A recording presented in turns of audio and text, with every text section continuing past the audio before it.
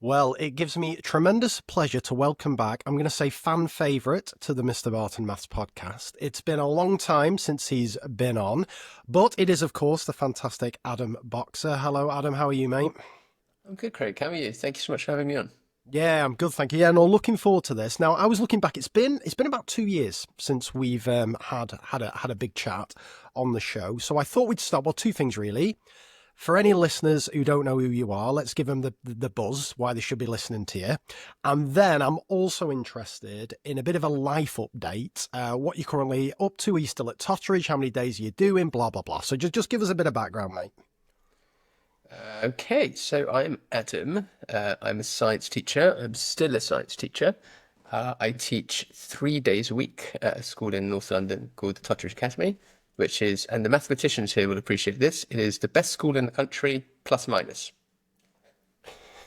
Okay, very good. Very good. For Um, the non-mathematicians, what do you mean by that?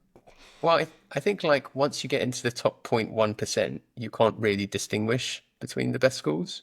So I'm happy to call any school within the top 0.1% the best school in the country.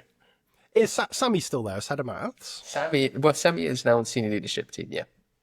Yeah, so for And listeners, his sister is becoming head of maths in September. oh, wow. She's a teacher in the department already, is she? She's fantastic, yeah. So for listeners here, this we're talking about Sammy Kempner, who's been on my show, and also probably the best interview was with Ollie Lovell. Adam kind of set that one up, and we disagree on a lot, me and Sammy, but and I think you probably disagree with his practice, or it would be kind of quite alien to you, but the results he gets are kind of unquestionable. So yeah, for listeners, if you want a quite a challenging, interesting listen, I'll put a link to that in the show notes. Okay, right, Adam. So that's the math. Yeah, keep going. Sorry, I just swatted a fly. Noticed. Yeah. Professional. It was Yeah, good though. total pro. It's not dead. Hang on. Sorry. Where was I? Yes, so I teach at Touch Academy, and I'm there 3 days a week, and it's wonderful. It's the highlight of my week. It's a tremendous privilege to be there in such a fantastic school. The rest of the time I do mostly now, I work for Carousel. So Carousel is now Carousel Learning and Carousel Teaching. So Carousel Learning is the retrieval practice platform that's designed to essentially get kids to remember stuff over the long term and to work with schools to build a long-term memory strategy. And Carousel Teaching is our brand new CPD platform, which is we just launched. It's going live in September. It's amazing, and yeah, we filmed a bunch of lessons at TTA, and we've taken a really kind of systematic approach to breaking them apart and communicating what's going on. And then if I have any time left over, I do stuff like school visits. So schools will call me up. They'll say, Adam, will you come and have a look at what's going on here and give us some support, some advice, some teaching and learning training, curriculum stuff, leadership mentoring, school improvement planning, that kind of stuff. And I did, I think I did about 20, 21, 22 schools so far this year. Sorry, I said so far this year. The year is almost over. I'm not doing any more this year. I'll probably be doing fewer next year, to be honest. But yeah, so that's kind of what I do. Perfect. Sounds good. Now, I want to dive into the nature of your school visits a little bit later, and we'll tie that into the main theme of our discussion, which is about CPD and improving teaching practice. That's fantastic. Before we dive into any of that, though, you of course have a podcast. Listeners may not be aware of this. Do you want to talk a little about this, Adam? Sell us on the dream of this podcast. My See, I can see in your face you're goading me here. So I am the proud co-host of the They Behave For Me podcast, which comes to you every weekend and deals with all sorts of topics education related, mostly serious, minimally not serious. Very good. And you co-present this with the fantastic Amy Forrester. Yes. I'm as you know, I'm a big fan of this show.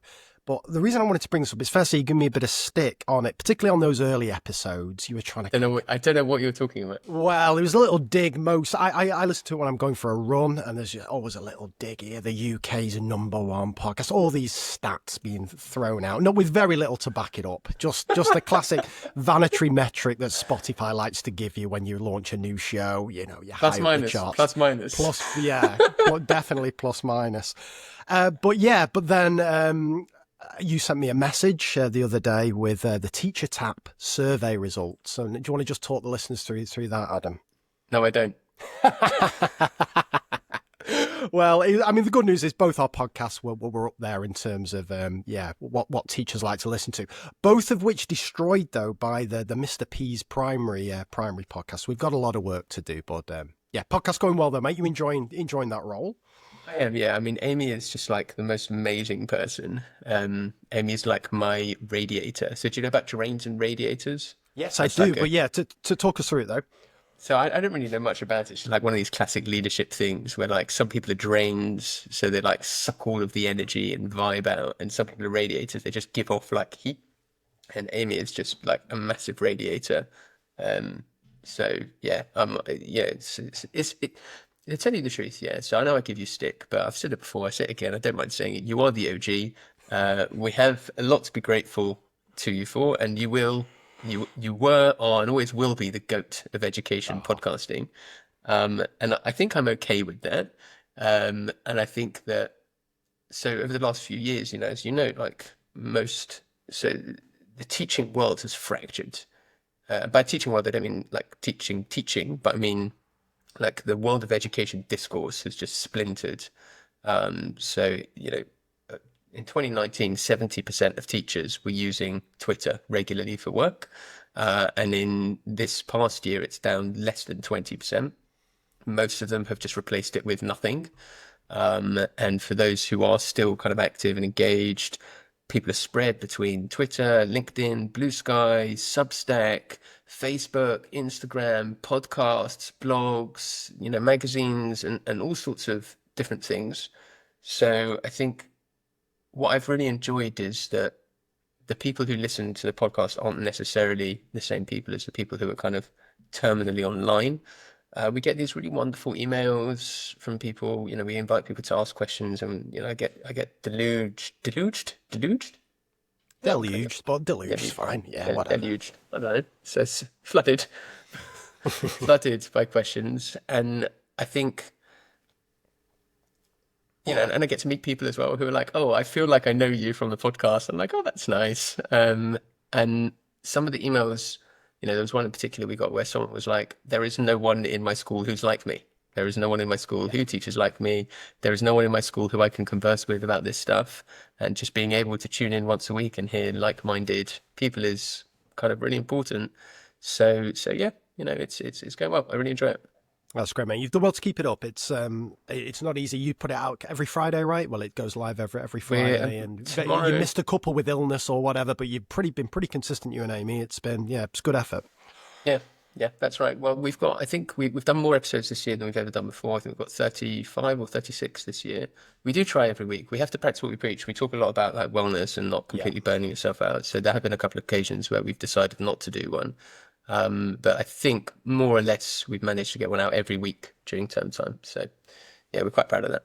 Yeah, it's a good effect. It's an old cliche. We don't need to tell our listeners this, but it's such a powerful medium. People are listening to it. As I say, like I do it when I'm running. People are doing it on the commute and stuff. And it's nice. You have a nice kind of lightheartedness as well, particularly at the starts of the episodes that I think works really well. And it's warts and all. It's good stuff, mate. So congratulations to you and Amy for keeping that up. Best of luck next year with the teacher tap results, but you can't win. You can't win them all. Can't win them all. I do before you carry on, I do also just want to do a quick shout out for Harrison Wright, who's our wonderful producer, and puts in a massive stint getting it through the door. So it's important to mention him as well.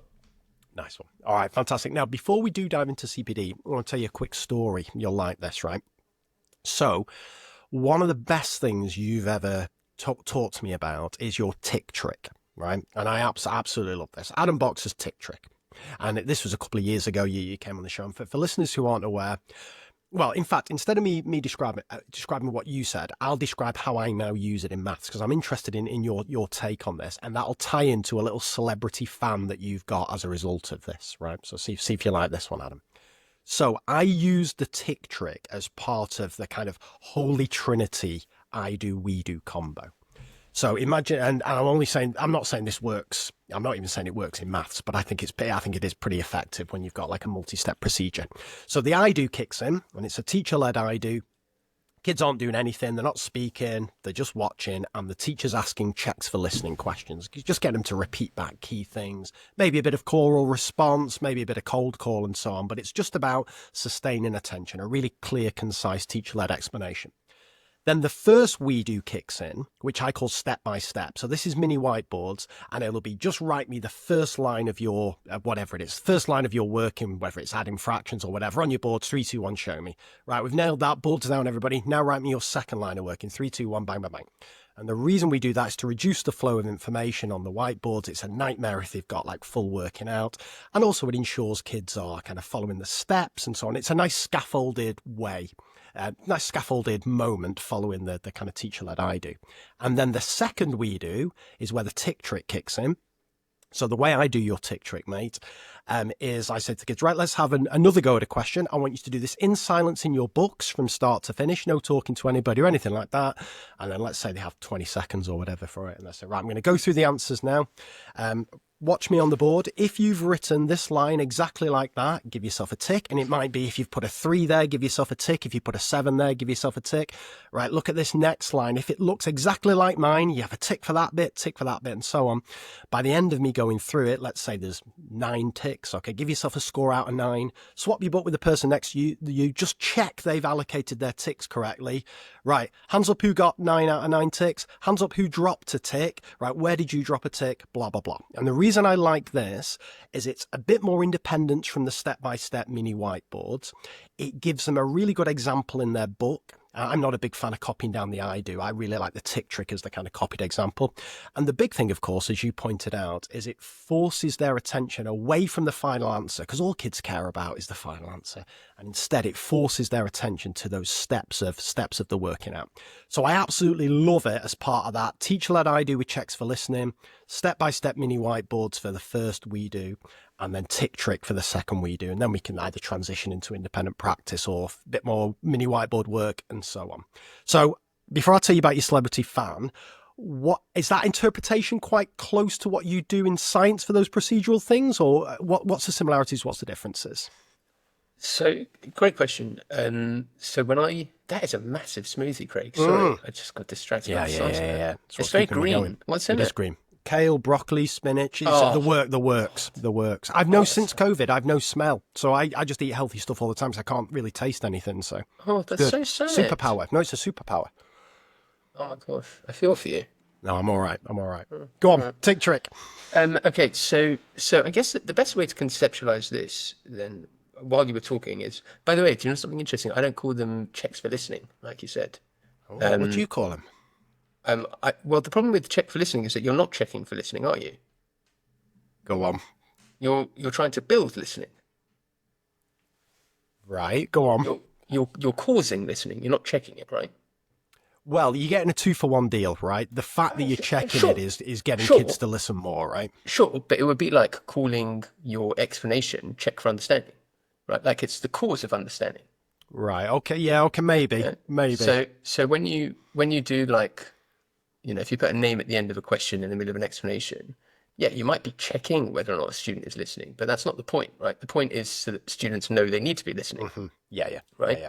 And there are loads you can do that aren't even verbal. So for example, Craig, can you just start telling me about the street that you lived on? Mm-hmm. Go on. That I live on now? Hang on a second. Just stop there.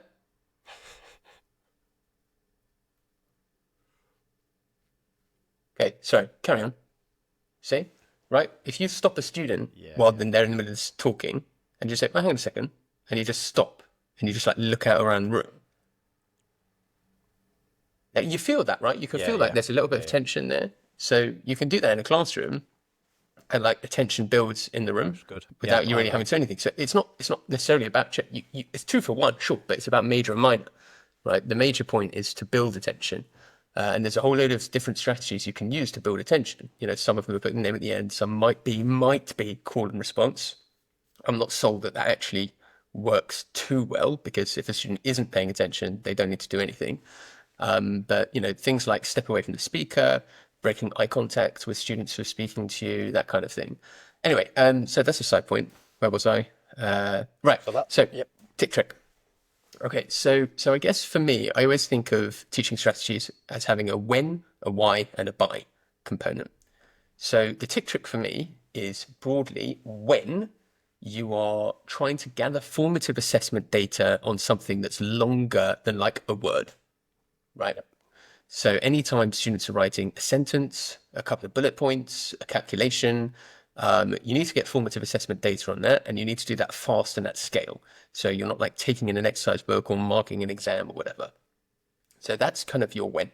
And generally, that's in your what you called your we phase, or what I'd call a check and consolidate phase. So, kind of between. So I'm not very rigid in saying that it's X phase, then it's Y phase, then it's Z phase. But broadly, kind of in between your explanation and students going off to do some independent practice. So that's your when. Your why is twofold. So your why is to get the assessment data quickly. So to really get to grips with what students can and can't do, and in particular, maybe even at not just mastery. So like, can they do 4 out of 5 of these points? But which of these 5 points is it that they're struggling with? So that's part one of why. Part two of why is the universal human characteristic, which is that we suck at hearing feedback. Yeah. Right. Yeah. People are very, very bad at listening to feedback. And people assume that feedback isn't about them. So if I've got an answer on my board and, I hold it up and then it goes down again, and then Sir starts talking about things that are right or wrong or whatever, I'm just not listening. I just don't. Yeah. Often I've even rubbed off my boards and, I'm just not paying any attention and I don't engage with the feedback at all. It sounds wild, but I know it's true. And the reason why I know it's true, and I think this is the kind of thing we spoke about last time, is that I just ask students. Yeah. So I'll be observing a lesson and I'll see a kid put their board up and the board will go down again or whatever. And I just go over to them afterwards and I say, did you get the last one right? And they'll be like, yeah. I'll be like, okay, well, it was categorically wrong, right? Like it was, what they wrote was wrong. Or I'll go to another student. I say, did you get the last one right? They'll be like, oh, I'm not really sure, to be honest. And then I'll go to another student and I'll say, what was the feedback that Sir just delivered to the class about the boards? And they'll be like, oh, I don't know. And that can happen even in an attentive class. And in an attentive classroom, it's just because like there's two forces here. One force is that naturally we're bad at paying attention, and force two is that we're especially bad at paying attention when it comes to things that might be critiquing us or challenging to us. So the tick trick is designed to solve both of those problems. And it's designed to solve both of those problems in one go. So the way that I tend to use it is not in the books like you do, but on a mini whiteboard.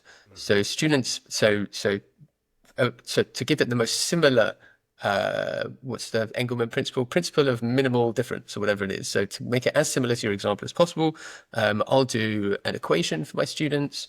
So I'll want them to write out, I'll give them power, energy, and time, and I'll give them the written equation on the board. So I might work through one myself. I always do a conceptual model first. We then derive the equation. I'll then do an example myself. I'll then do an example where I'm taking verbal input from the students.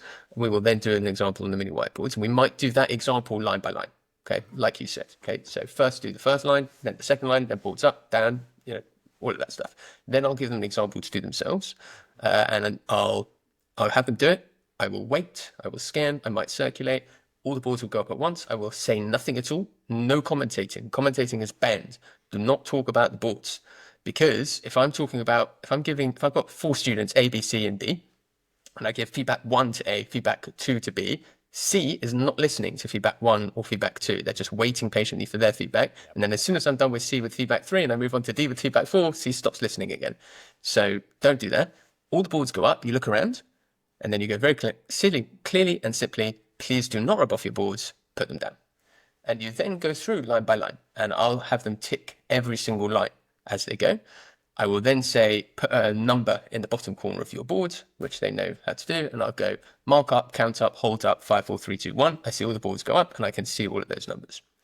Now, what's the purpose here? So we said the why is to establish formative assessment data and to bring students into the feedback. So in terms of formative assessment data, the first thing is when 30 boards go up and each one has 6 lines of calculations, I can't realistically tell what's going on them. That's fine. That's okay. I don't mind.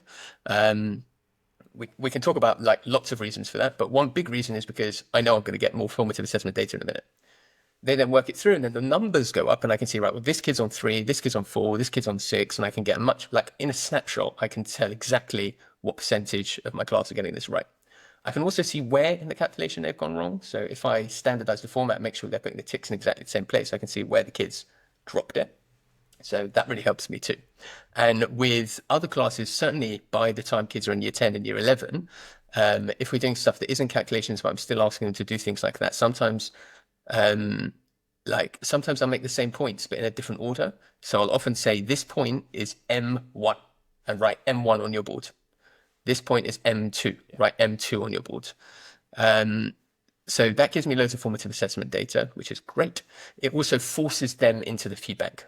Okay, it is essentially impossible for a student to not hear and reflect on unless they're literally just sat there, just ticking, ticking, ticking, ticking, which I'll probably notice as well, because I'll see the number and I'll see they've got 5 ticks and like their answer is clearly wrong. So like that culturally, that should be eliminated within a week of rolling out the tick trick. And there was something else I was going to say about it. The boards go up. Oh yeah, and also as the boards go up, that's also this is a more recent thing. That's also then my opportunity to clear up. Let's say 90% of the class get it right. Okay, 10% got it wrong. Okay, I tell you what. Let's do an easier example. Let's say 60% got it right, 40% got it wrong. Okay, I'm going over it, and the way I go over it is actually, I tell you what, I normally go a bit earlier. When the boards first go up, so before those ticks and stuff, even though I can't get an exact number, I can get a ballpark. And if my ballpark is like, oh, I need to go through this quite slowly, almost always I'll say, okay, quietly put your boards down. And then I'll pick a student who got it wrong and ask them to work it through for me on the board. Okay. They, by the way, at this point know this. They've clocked, right? So almost always I'll be like, okay, work it through for me, Danny. And Danny will be like, oh man, because he knows that he's made a mistake somewhere. Okay, so if it's like a low percentage, that's the way that I'll do it. If it's a higher percentage, so let's say it's 90% and the boards go up again, what I'll often do is, and this is really, really important, whilst I am scanning and looking around the room, I will say something like, tell me what your mistake was, Danny. Okay, but I'm still looking around the room. Yep. Because what I don't want is for anyone else to think that they don't need to be listening to this. Yep. Okay, I don't want anyone else to think that I'm just in a one-to-one conversation with Danny. It's finished. Okay. So I'll make sure Danny is saying back his mistake, but at that point, I'll also use an attention builder. Like, for example, I'll say, boards go up. Okay, very nice. Talk me through your mistake, please, Danny. And Danny will talk and say, hang on a second, Danny, just stop for a second. There's that pause again, yeah? I say, not everyone's listening. Guys, make sure you are listening. That's called a listening notice. That's an attention builder, because I'm going to ask somebody to say it back to me in a second. So Danny will start telling me through his mistake, and I say, fantastic, Danny, thank you so much. What was Danny's mistake, please? Craig, and then Craig will tell me back what Danny's mistake was. And essentially what you're doing is you're forcing them to listen. You're forcing them into the feedback. You're forcing every single person in the room into the feedback. And students just have a much greater sense of what's right, what's wrong. So it just kills all of your birds with one stone. Right. Oh, wait. Sorry. So to just round it off then, so the when component is in between your explanation and students doing independent practice, and anytime you're doing something that is longer than like a word. Your why is to build assessment data and also to force students into the feedback. Your by is then the components of the tick trick, which starts by your hover and show routine, boards go up, front load means of participation, so do not rub off your board, please put them down, go through it line by line, preferably sampling from a student who got it wrong, and then boards go back up again, check over all the answers, you avoid commentating at all points, and then you ask individual students to say back what their error was in a snappy way, so it doesn't take forever, and then use your attention builders to make sure that conversation is kind of across the whole classroom. Love it. Right, four follow-up questions to build up to your celebrity fan.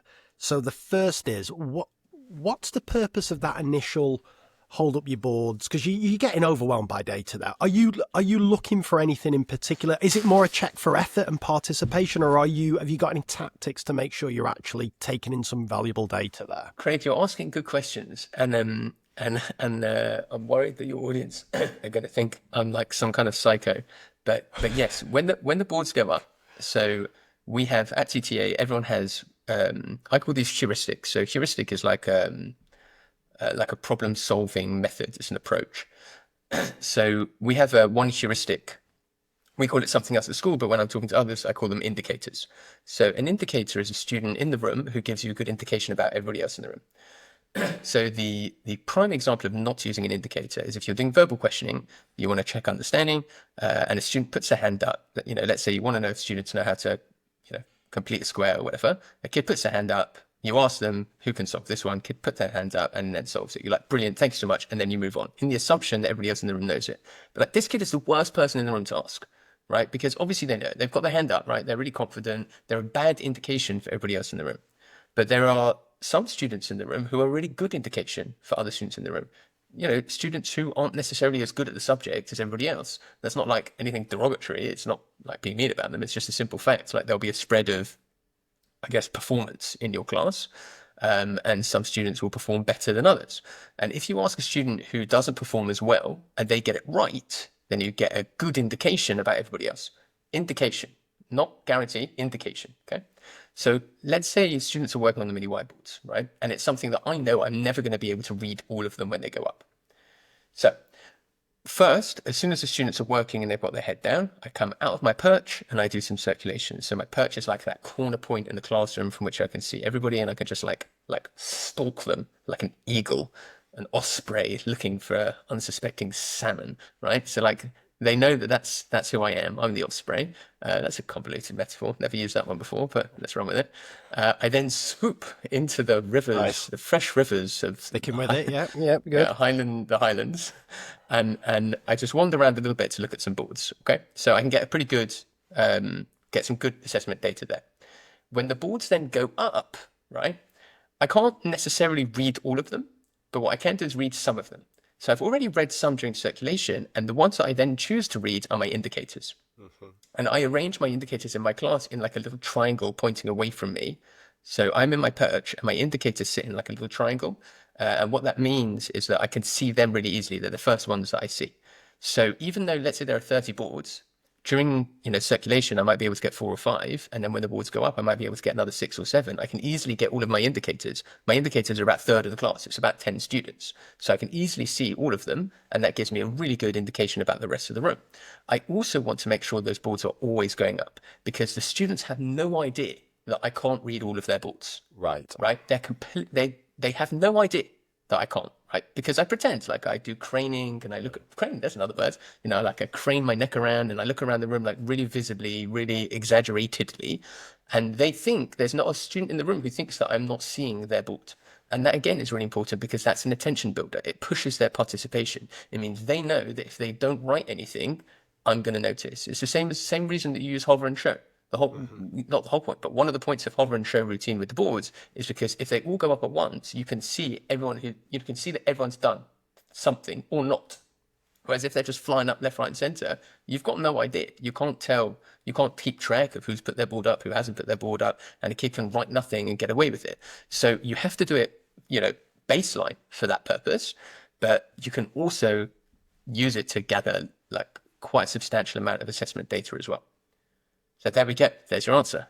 That's good. Few more follow-ups. That's really good. Second's more of just a comment. I think it's massively underrated, this standardizing the format on the mini whiteboards, right? Like we've talked about there potentially being overwhelmed by data and stuff. Like if it's taking a bit of extra time just to teach kids how you want those whiteboards set out, just massively improves your ability to check for understanding. And yet, I just don't think it gets the attention it deserves. So just wanted to, feel free to add anything to that, but I just think it's a bit underrated in terms of whiteboard technique. Any thoughts on that? No, I completely agree. It's a teach like a champion technique, as so many of the things we've been describing on. Obviously, it should go without saying, but it also shouldn't go without saying. We are indebted to Doug Lemov and his team for a lot of this stuff. Standardized format is basically the idea that if you teach students exactly how you want them to lay things out, it's easier for you to tell exactly what's going on. So I think in maths, it's like got major utility, like obvious utility. Anytime you're doing procedures, obvious utility. For me in science, sometimes it's critical, other times it's just not. Like if I'm doing a procedure like a calculation or drawing an atom or, labeling something or whatever, great. But if it's written, I'll do the tick trick for written answers, right? I'll ask students to tell me why or to explain the effect of temperature on rate of reaction. Like, I don't really care. They at some point in their answer, they have to say that increasing temperature increases rate. Like standardized format would say, no, that point has to be at the top or that point has to be at the bottom. And then the point about the effect on the effect on the kinetic energy of the particles has to come next, and then the effect on the activation energy, the number of particles that have the activation energy needs to come next. But like that's breaking the subject for the sake of a rubric. So I'm not going to do that, and that's partly why the tick trick then becomes so powerful, because it allows me to add in an extra loop of keeping track of things when realistically I can't do it in any other way. Perfect. Two more bits on this, mate. The swap books, or in your case, swap boards, is a part of it that I didn't used to have in there, and I've started whizzing it in the mix. So again, just for listeners here, just as a recap, this would come after the kids have independently kind of marked and counted up their ticks themselves. It feels, I'm not a big fan of peer assessment, but this feels useful for a number of reasons, and I just want to get your take on this. I think it provides an extra incentive for kids to kind of set their work out neatly. There's a bit of pride if you know your book's going to be looked at by someone else. I think it makes the check for understanding a bit more valid because you've got kind of a second pair of eyes on it. I think it's quite useful for kids to see other kids' work, and whether it's kind of neater than theirs, so they've something to aspire to, or whether they think, oh, actually, that's quite hard to read that. I better make sure my work's a bit better, and so on. So I think it's quite a useful addition to it. But I noticed when you were describing it, it wasn't in there at all. Is that deliberate? So, yes. So I think peer assessment is great for all of the reasons that you mentioned. I think the classic disadvantage of peer assessment, the two classic disadvantages of peer assessment, are the arguments about that is what I wrote. It's not what you wrote. I can't read it. Type Yeah.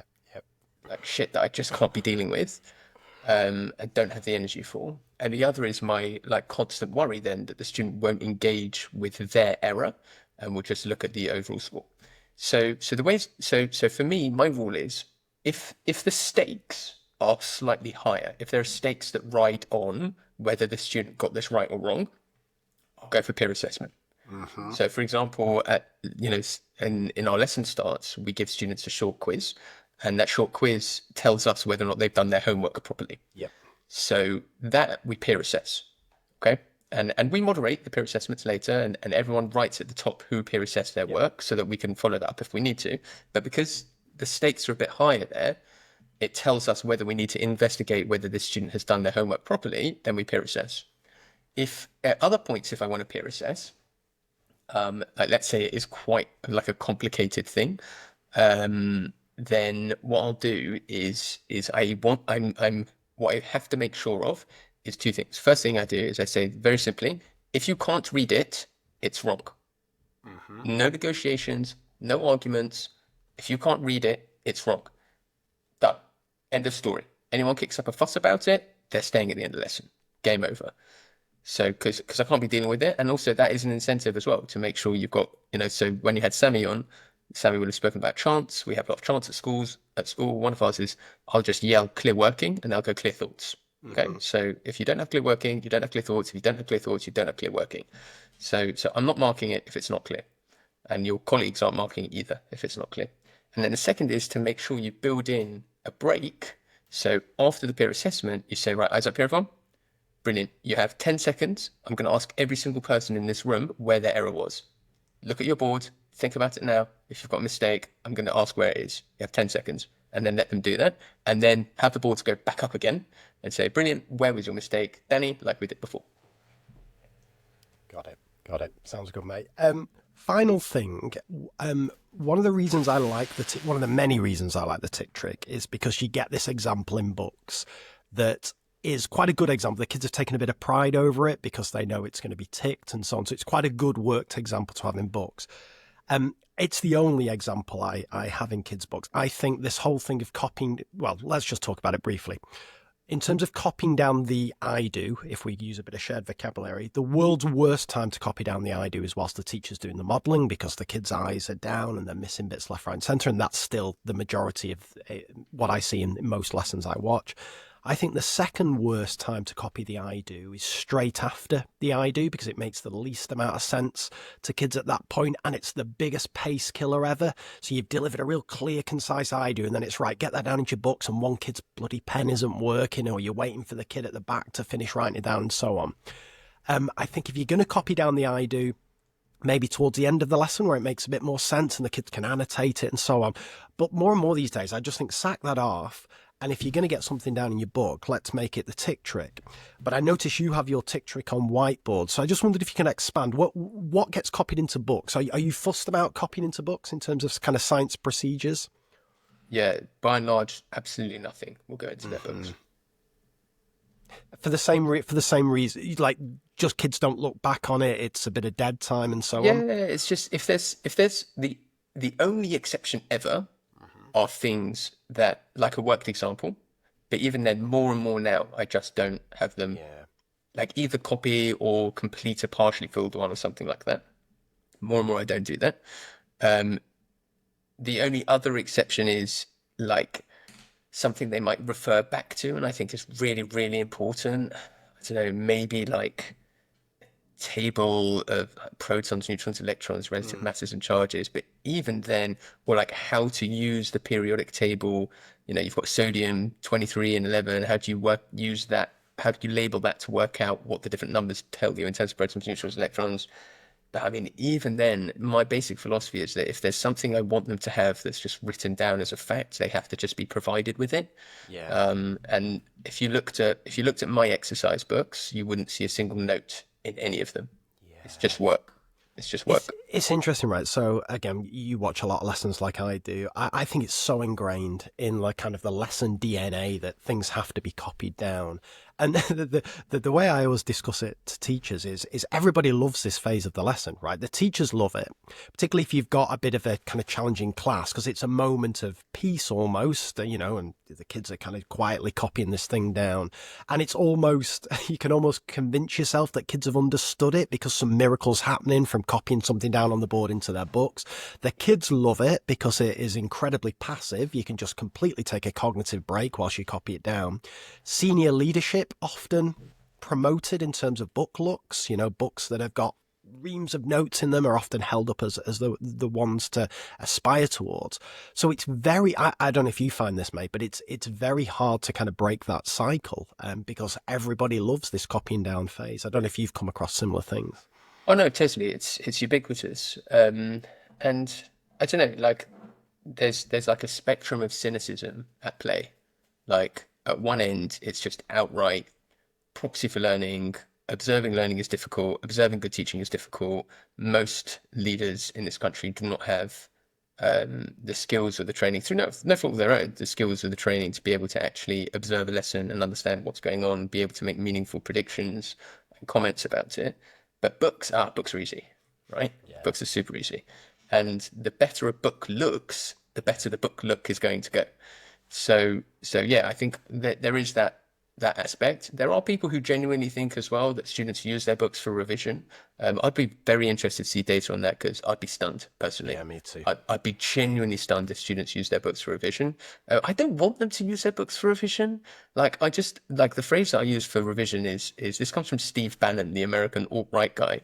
So do you know what flooding the zone is? No, I don't think so.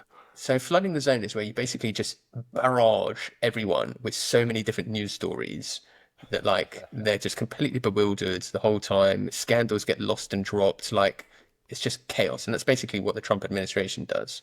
And for me, when it comes to like revision, I flood the zone with the things I want students to do. Right? Like, even if a student's book was a beautiful revision guide, I wouldn't want them using it. I just want them answering loads of questions. Right? I want them answering loads of questions and emailing me if they get stuck. That's it. That's what I want them to do. So I just flood the zone with that kind of work. And it would be carousel learning work, be it exam practice, whatever it is, that's what I'm going to flood the zone with. I don't want to faff around worrying about so many. I see people now, they're talking about, they give their kids like lessons about retrieval practice and effective study habits and metacognition. I'm like, you're wasting your time, right? Sure, teach them about it for like 5 to 10 minutes, but then just give them the retrieval practice, because you can teach a kid about retrieval practice and metacognition for 3 hours, and then when they go home, they're still going to open the CGP revision guide and just highlight stuff and not do revision, do retrieval practice. So I think there is a belief there about the exercise books. It's one that I challenge.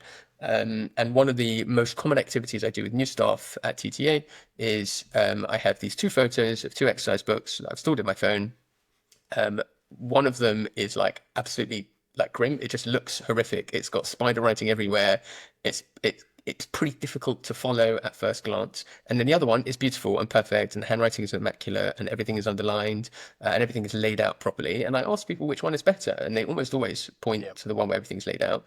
And I said, actually, the other one is not just better; it's like miles better. Because the one which is beautiful, there's an entire page of A4. The only thinking activity that's done across that is there are two separate sentences in there which have a fill in the gap. And there's 2 words in each one. So there are 4 words of thought in an entire page of A4. Your average child is writing at 15 to 16 words a minute, right? Like this is not a good use of their time. Whereas the other student's book, it's hard to figure out, but once you look at it, you can see that actually it's literally just answers to questions 1, 2, 3, 4, 5, 6, 7, 8, 9, 10. And I'm like, in the time it took these 2 students to prepare these 2 pages, this guy was thinking the whole time, whereas this guy was doing no meaningful cognitive activity. I'll tell you what. So you've just sparked another thought here, and I know we haven't even touched CPD yet, Adam. But this was always going to happen. Here's something I wanted to discuss. I'll tell you what I'd make illegal, and as somebody who is passionately into retrieval practice, as you are, I wonder if you agree with this. Open book tests. So I was speaking to a teacher last week. And when I was given CPD, and I mentioned about sacking off, taking notes, and she says, no. The way I get kids to take good notes is I always give open book tests, so the kids can always have their notes, their exercise books with them. And what that encourages them to do is to take really good notes in class, so that when they're in the test, they can refer to them and they get the questions right. But I'm sat there thinking that is one of the worst ideas you could ever do, because it's the illusion of retrieval, right? It's that kid is smashing this test out of the park, but they're not accessing anything from long-term memory. They're accessing this from these notes. Now, the argument you could make is they've got a meaning make from those notes. Those that, if the tests are good tests, they've got to be able to pull out the relevant things and so on. But I would not be going down the open book kind of retrieval test route. Well, what's your take on that, mate? Well, it's one of those where there's that phrase, everything works somewhere, right? Yeah. And I think like that's led us down a bit of a blind alley, because for me it's not about whether or not something can work. It's about how easy it is to get it to work. Mm-hmm. And I think like the person you were speaking to, like, yeah, okay, if everything works, if every single step in that process is perfect, like when students are writing the notes, they're not copying things down. They're actually processing what you've said, and they're reformulating in their own words. They're then thinking hard to manipulate the exact structure and order of those words, sentences, paragraphs, diagrams, and notes on the page. They are then going into the assessment and they're looking at the exam question. And the assessment is written beautifully. So first they have to think about it really hard. They then have to go into their notes. They then have to process their notes and think, well, actually, is this bit relevant to that bit? Can I, which bits are relevant, which bits aren't? How do I discriminate between these different items? If all of that is in play, then sure, amazing, sounds fantastic. But like, I couldn't do that. Yeah. Right? Like I as a teacher couldn't execute that level of planning, and I'm pretty sure the amount of training I'd need to deliver to my students to get them to do that would be really, really high. So can it work? Well, I guess, but like, is it easy to get it to work? Would I ever recommend someone do something like that? No, definitely not. Definitely not. Perfect. Right. After 45 minutes of build-up, I'll tell you about your celebrity fan here, Adam. So I'm so excited. Well, it sounds bad if I say anticlimax coming, because I think for geeks like us, I think this is a good one. I think you'll be happy with this. So first off, this sounds like I'm doing the biggest humble brag ever here, but I've just come back off tour in Australia, and I was keynoting at the New Zealand National Maths Conference, and the other keynote, who I'd never met before but always wanted to meet, was Barbara Oakley, who, if listeners aren't aware of Barbara's work, she is one of the world's leading experts, I think, at translating research into memory and how students learn effectively into actionable kind of strategies that teachers and students can use. And her online course on how to learn, I think it's the world's most popular online course ever taken, or something like some crazy, like in the millions of people have signed up to that course. So anyway, she watched a session I did on the We Do, where I talked about the checks for listening, the step by step on the whiteboards, and then I said, and I learned this from Adam Boxer and his tick trick. She came up to me afterwards, and you can use this in any kind of publicity. Tick trick, one of the best things I've ever seen, she said. So she was absolutely loving it, because she said, and she talked in terms of working memory, how it focused attention on the right things. And she's a big fan of doing that. And again, her whole thing is, a lot of the time kids' attention's on the wrong things, but the tick trick, it just was a way of just kind of really kind of laser pointing that attention on the steps and exactly what you wanted kids thinking about at that stage. So I said that I'd pass that on to you, and this sounded like a good opportunity to do so. So there you go, Adam. Barbara Oakley, world-leading expert, a big fan of the Adam Boxer's tick trick. I just want to know then why they didn't invite me to New Zealand. Maybe next year. No, that's very kind. Thank you. Yes, she's a bit of an icon, isn't she? she is a bit of an icon. Maybe I need to get her on my podcast. Well, she was talking about doing the UK's #1 podcast first, and then maybe she'll come on. So come on yours. She's going on Mr. PICT then. yeah. Maybe going on tour with them. Maybe. All right. Yeah. Perfect. Right, mate. Shall we turn our attention to CPD, which is the thing, because we've spoke about a lot over the years. We've done a lot on retrieval. I know you're on Ollie Lovell's podcast not too long ago, focusing on kind of the first 10 minutes of a lesson, kind of really breaking that down. But CPD isn't something we've delved deep into. I've talked about it through a coaching lens with Josh Goodrich, and obviously I have a bit of a vested interest in this, because not so much these days, but certainly over the last 4 or 5 years, I've done a lot of CPD, either whole school or math specific or departmental specific, and also a lot of coaching. So I was very interested to get your thoughts on this. And I know you've also invested interest from kind of two perspectives, because you do, or certainly did a lot of this yourself in terms of school visits and still do, but also you've got your new Carousel feature to talk about. But let's front load this with the kind of current state of CPD from your perspective, mate. So kind of 3 questions to kind of build into your answer. We'll see where this goes. What do you typically see schools do when it comes to CPD? Why do you think that's problematic? And how do you know it's problematic? Wow. Big questions. What do I typically see? It varies. A lot of schools are now doing instructional coaching. I don't know how many, but it's a lot. Are now doing instructional coaching, or at least are saying they are doing instructional coaching. I think it's probably the best way to put it. Most schools will still do some kind of big event in September. Lots of schools do insets. Lots of schools do still doing things like action research or learning groups, learning partners, learning communities, I think, triads, that kind of jazz. Lots of schools doing still doing formal observations, so potentially 3 times a year.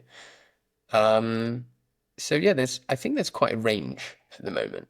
I think probably mostly none of it works at actually driving teacher improvement.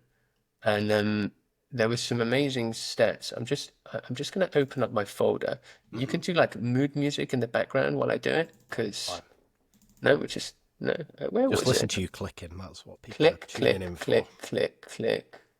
Where was it? There it was. Okay. So I'll give you some numbers here. Yeah. So according to Teacher Tap, only 10% of teachers say their last inset day was very useful. Yeah. Wow. Less than 15% of teachers strongly agree that professional development has made them better at teaching. That's a killer, hey? So 85% of teachers are either like mildly agreeing or not agreeing. And like most of those are just not agreeing.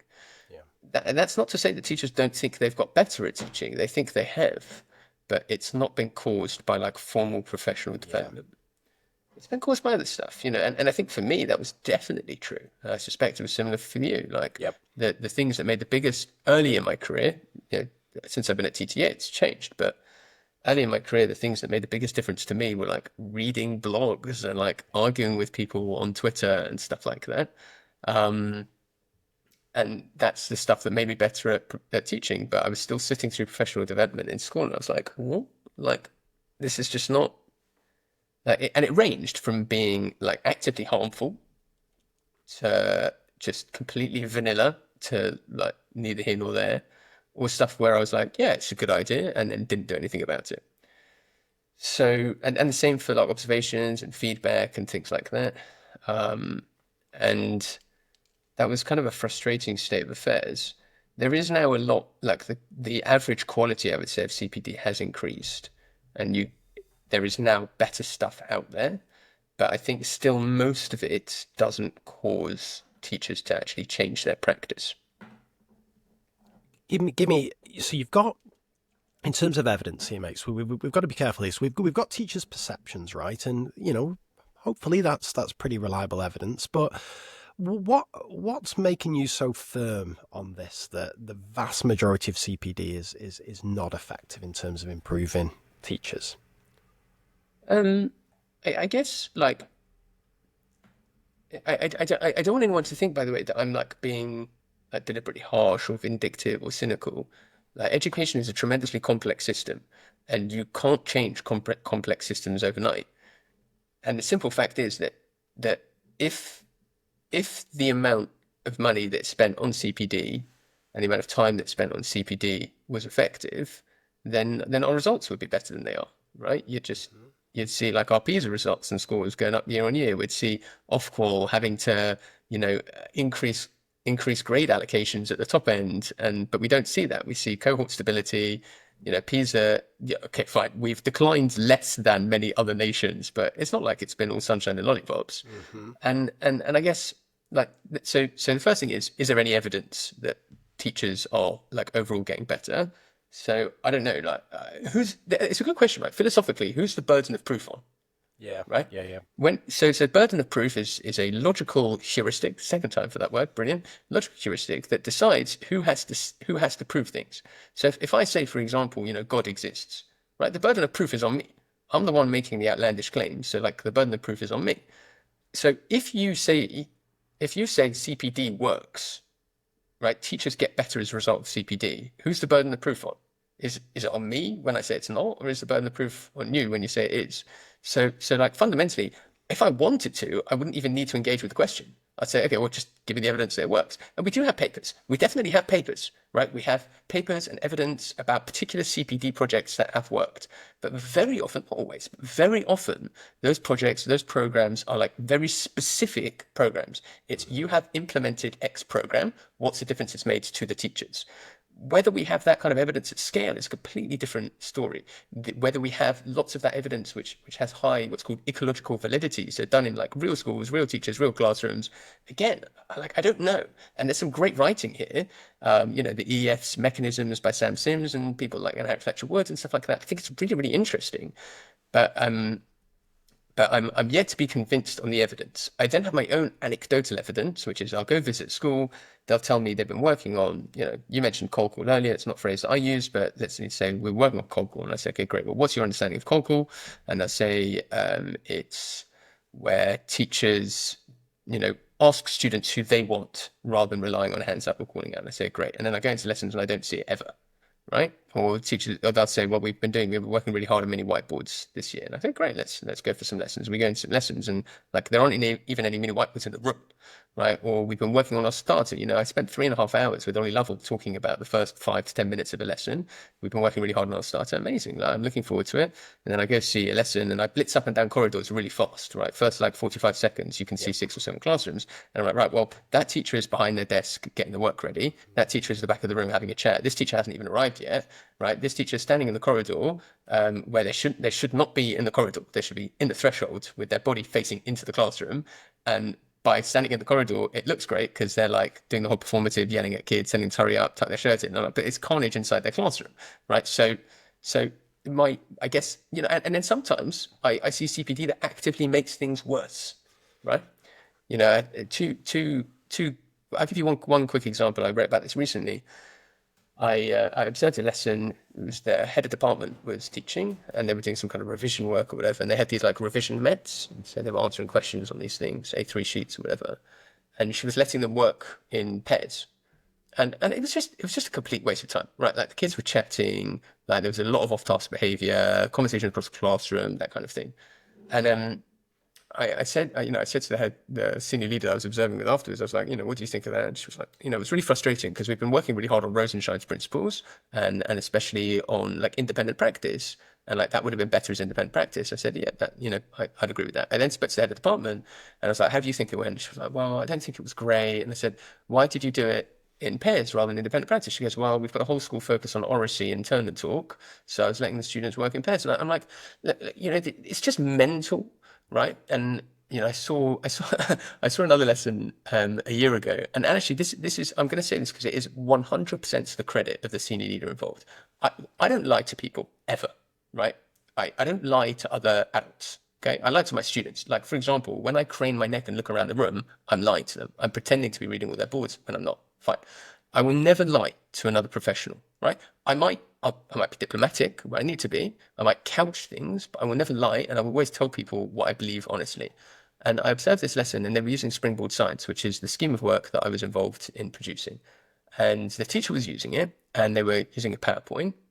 And the next slide came up and it was like a turn and talk. And basically, the teacher had already checked for understanding. So they'd explained the thing, they checked for understanding on many whiteboards, they've gone, okay, right. And now you're going to have, and they click their button, and like they were expecting it to be independent practice, right? Like do questions X, Y, Z, and it was this turn and talk. And they were like, oh right, we're going to do turn and talk, and they like rushed it through. The kids did like a turn and talk, and it was just like carnage, right? It was just a total waste of time.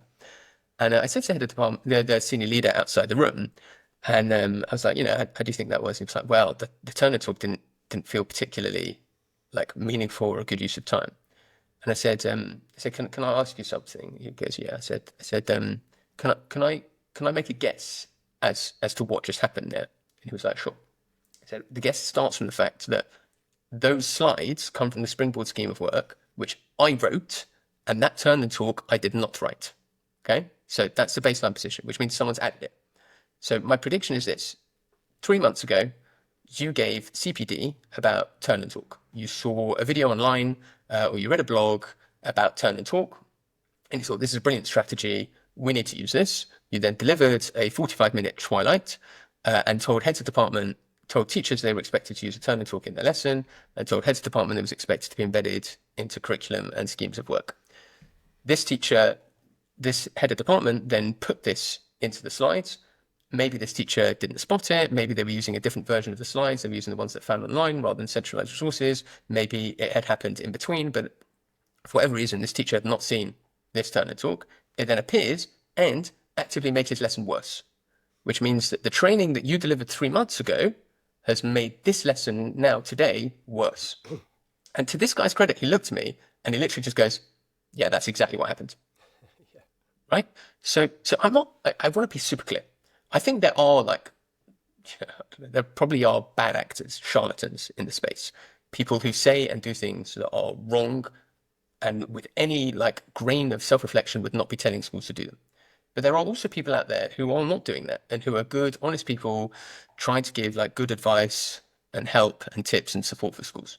And lots of senior leaders, lots of middle leaders, lots of teachers all just want to do the right thing for their students. Most people don't get into teaching unless they want to do right by their students.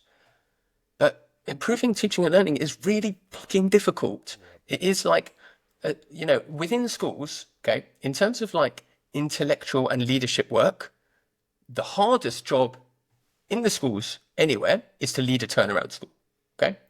The second hardest job, and by the way, I'm moving safeguarding stuff from this because that is an emotional burden. It's a time burden. It's a different type of burden. But in terms of actually changing an organization, the second hardest thing to do is improve teaching and learning. No question. Everything else that schools do around teaching and learning a curriculum, like writing a curriculum map or writing a sequence thing or writing a policy or even delivering an inset, all of those things are easy. Yeah, going to observe a lesson, doing a book look, all of those things are easy. But actually improving things is really, really, really hard. And it then, therefore, is absolutely no surprise that when I turn around quite happily and say to you that most CPD doesn't work. Because even though we know that CPD can work, and even though we know that there are some things that have worked, I feel very comfortable and very confident saying it because like prima facie, it's obviously something that's going to be incredibly difficult. You've got a huge organization, you've got different teachers, you've got different subjects, you've got different students, you've got different skill sets, you've got habits, you've got no time, you've got no capacity, you've got no like real training in how to follow this stuff up and sustain things. You've then got inbuilt and ingrained bad habits like obsession with book lurks, obsessions with like judging the quality of teaching when you can't really do that, obsessions with data, obsessions with, constantly showing impact and wanting to change things, the need to be like fresh and cool and hip and to do the things that everybody else is doing. Like all of those things combine into something which obviously doesn't work. And there's no reason to think that it would. In fact, the only reason to think that CPD would work is because teachers are amazing people and want to do right for their kids. That's the only bit. And ironically, that's the bit that most leaders tell me isn't there. The most common question I get from leaders is, how do I secure buy-in? But what do you mean, how do you secure buy-in? Well, these people, they joined the teaching profession because they want to do right for their kids. They are bought in, right? If they're not bought into your idea, it's because they're used to a diet of rubbish, right? So stop giving them rubbish, right? Of course, there will be some people who are not bought in whatever you do to them. But fundamentally, the only thing that I know we have as a sector that is part of the ingredients that would be required for CPD to be a success is the will and drive of the teachers, the middle leaders, and the senior leaders involved. But that's only one part. That's the only bit that's there. Everything else is a problem and isn't there. And therefore, it seems obvious to me that CPD wouldn't work, or most CPD wouldn't work. Okay, mate, right. So here's where I want to take this. And before we dive into solutions, and again, listeners will be incredibly frustrated if we ended the conversation there, just concluding that CPD is broken. But before we dive into potential solutions, I want to dig a bit deeper into the specifics of the problems, if that's okay. And I want to outline the three most common forms of CPD that I see when I visit schools. You've touched on all these, but I want to categorize them. And instead of setting up straw men, I want to set up the best versions of these. And you tell me why you still think they're potentially problematic, if that's okay. So, number one is your one-off CPD event. Now, this could be delivered by an external speaker, typically, as you say, in September, or like a mid-year inset or whatever. Or it could be done internally, perhaps by a member of the teaching and learning department, so as head of teaching and learning in the school or whatever, and it's your one-off, CPD thing on responsive teaching or mini whiteboard. So let's say the best of the best. We've got Adam Boxer in. We've heard he dabbles in a bit of a mini whiteboard, so we've got him in for September. He's going to do a full day on mini whiteboards. We're all going to be left buzzing after it. Why does that form of CPD not work, Adam? Or could it not work? Yeah, so this is difficult because what you're doing is you're steel manning, which is where correct. So it's a really important like rhetorical and discursive device where you consider, like you said, the strongest possible form. I don't know if me delivering mini whiteboards training is the strongest possible form, but like by definition, like I said to you earlier, everything works somewhere, and what that means is that any model can work, not any model, but many models can work given the correct parameters. Mm-hmm. So in the case of the big hall thing, so you said, if Adam's giving training about adaptive teaching or mini whiteboards. So for example, we can already stop there. Okay. Adaptive teaching is less likely to work than mini whiteboards. Mm-hmm. Okay. Because mini whiteboards is concrete. Adaptive teaching is theoretical. Mini whiteboards is specific. It's this tool. Adaptive teaching is ill-defined. So lots of people define it in lots of different ways, like cold call, for example. I won't deliver CPD on cold call. The school will say to me, could you deliver CPD on cold call? I'll say no, because it's not well defined enough. I think the chapter in Teach Like a Champion about cold call is beautiful. It is revolutionary. It achieved a paradigm shift in the way that we think about questioning. But unfortunately, the definition of the term is too broad. And has allowed for too many interpretations, which means that someone can be doing something weird in their school and still call it cold call. Okay, same for adaptive teaching. You can do all sorts of weird shit in your school, call it adaptive teaching, and actually be justified in doing that. So, and then someone will say, oh, but that's not what it means. And I'm like, well, nobody knows what it means. Like, there is no universal definition. Same thing with cold call. Like, for example, putting the name at the beginning of a question, right? So saying, Craig, what's the product of photosynthesis? And I'll see that and I'll say that people are doing that and calling it cold call. And people say, well, that's not cold call. And I say, well, hang on a second. There's this video on the Teach Like a Champion website called Cold Call where the teacher is doing just that.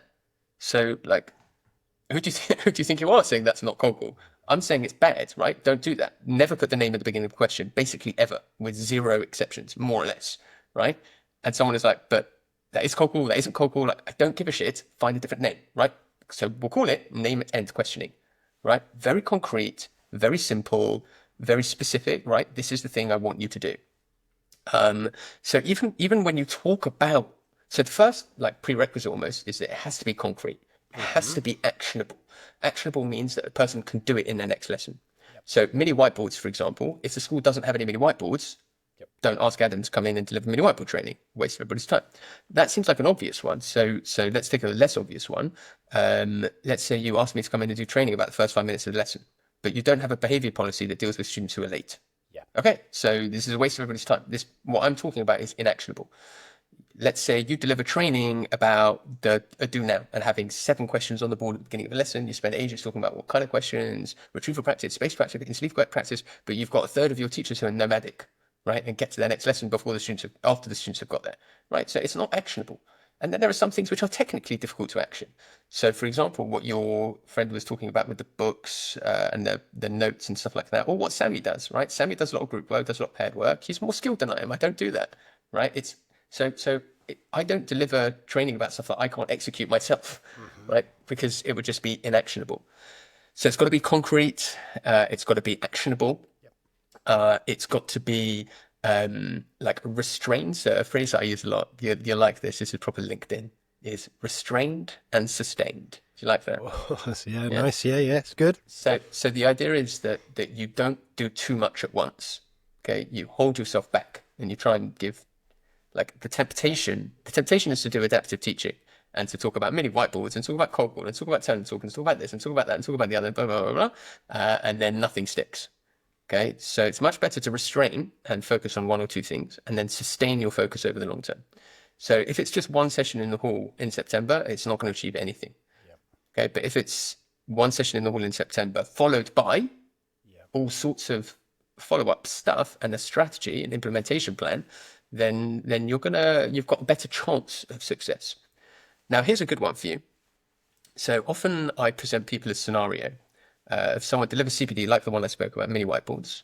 And then the follow-up to the scenario is that person, let's say it's Adam, then goes to observe a bunch of lessons that week and doesn't see mini whiteboards in any lesson.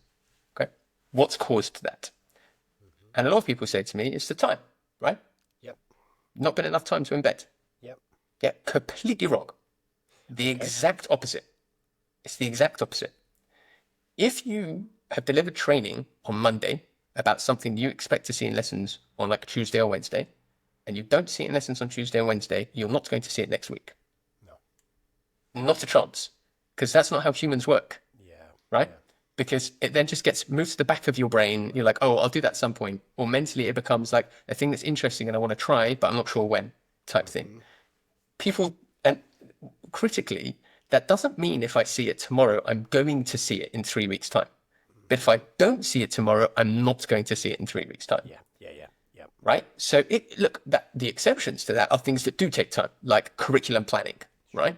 Or like developing a strategy. If that's what you're going for, then fine. But if you're doing a concrete, specific, actionable thing that's like well-defined and someone's not doing it within the week, they're never going to do it. Yeah, it's without intervention, right? It's not going to happen like naturally by itself. Yeah. So timing and pace of change is important as well. And again, like just to be clear, I'm not advocating for people saying like this has to be in every single lesson tomorrow, implemented perfectly. But if you're not seeing glimmers of it, like it's just not going to happen. And then also you do have to have, you have to have picked a good thing. So mini whiteboards are a good thing to pick. Thinking hats are less of a good thing to pick. Learning styles, less of a good thing to pick. You also have to model and provide models of what good looks like. So again, like standing up there, talking through some bullet pointed slides about mini whiteboards is not going to cut the mustard, right? You have to show people what it means. And then, yes, you have your buy-in problems. Your buy-in problems are not that people aren't naturally bought in. It's that they've been accustomed and accultured to not being bought in because they've been fed a diet of garbage. So people need to think that this is something they can do, something they want to do, and something that makes sense for them to do. Sometimes that's by using research. Sometimes that's by using like in-class evidence. That's generally the thing that I use when I deliver training.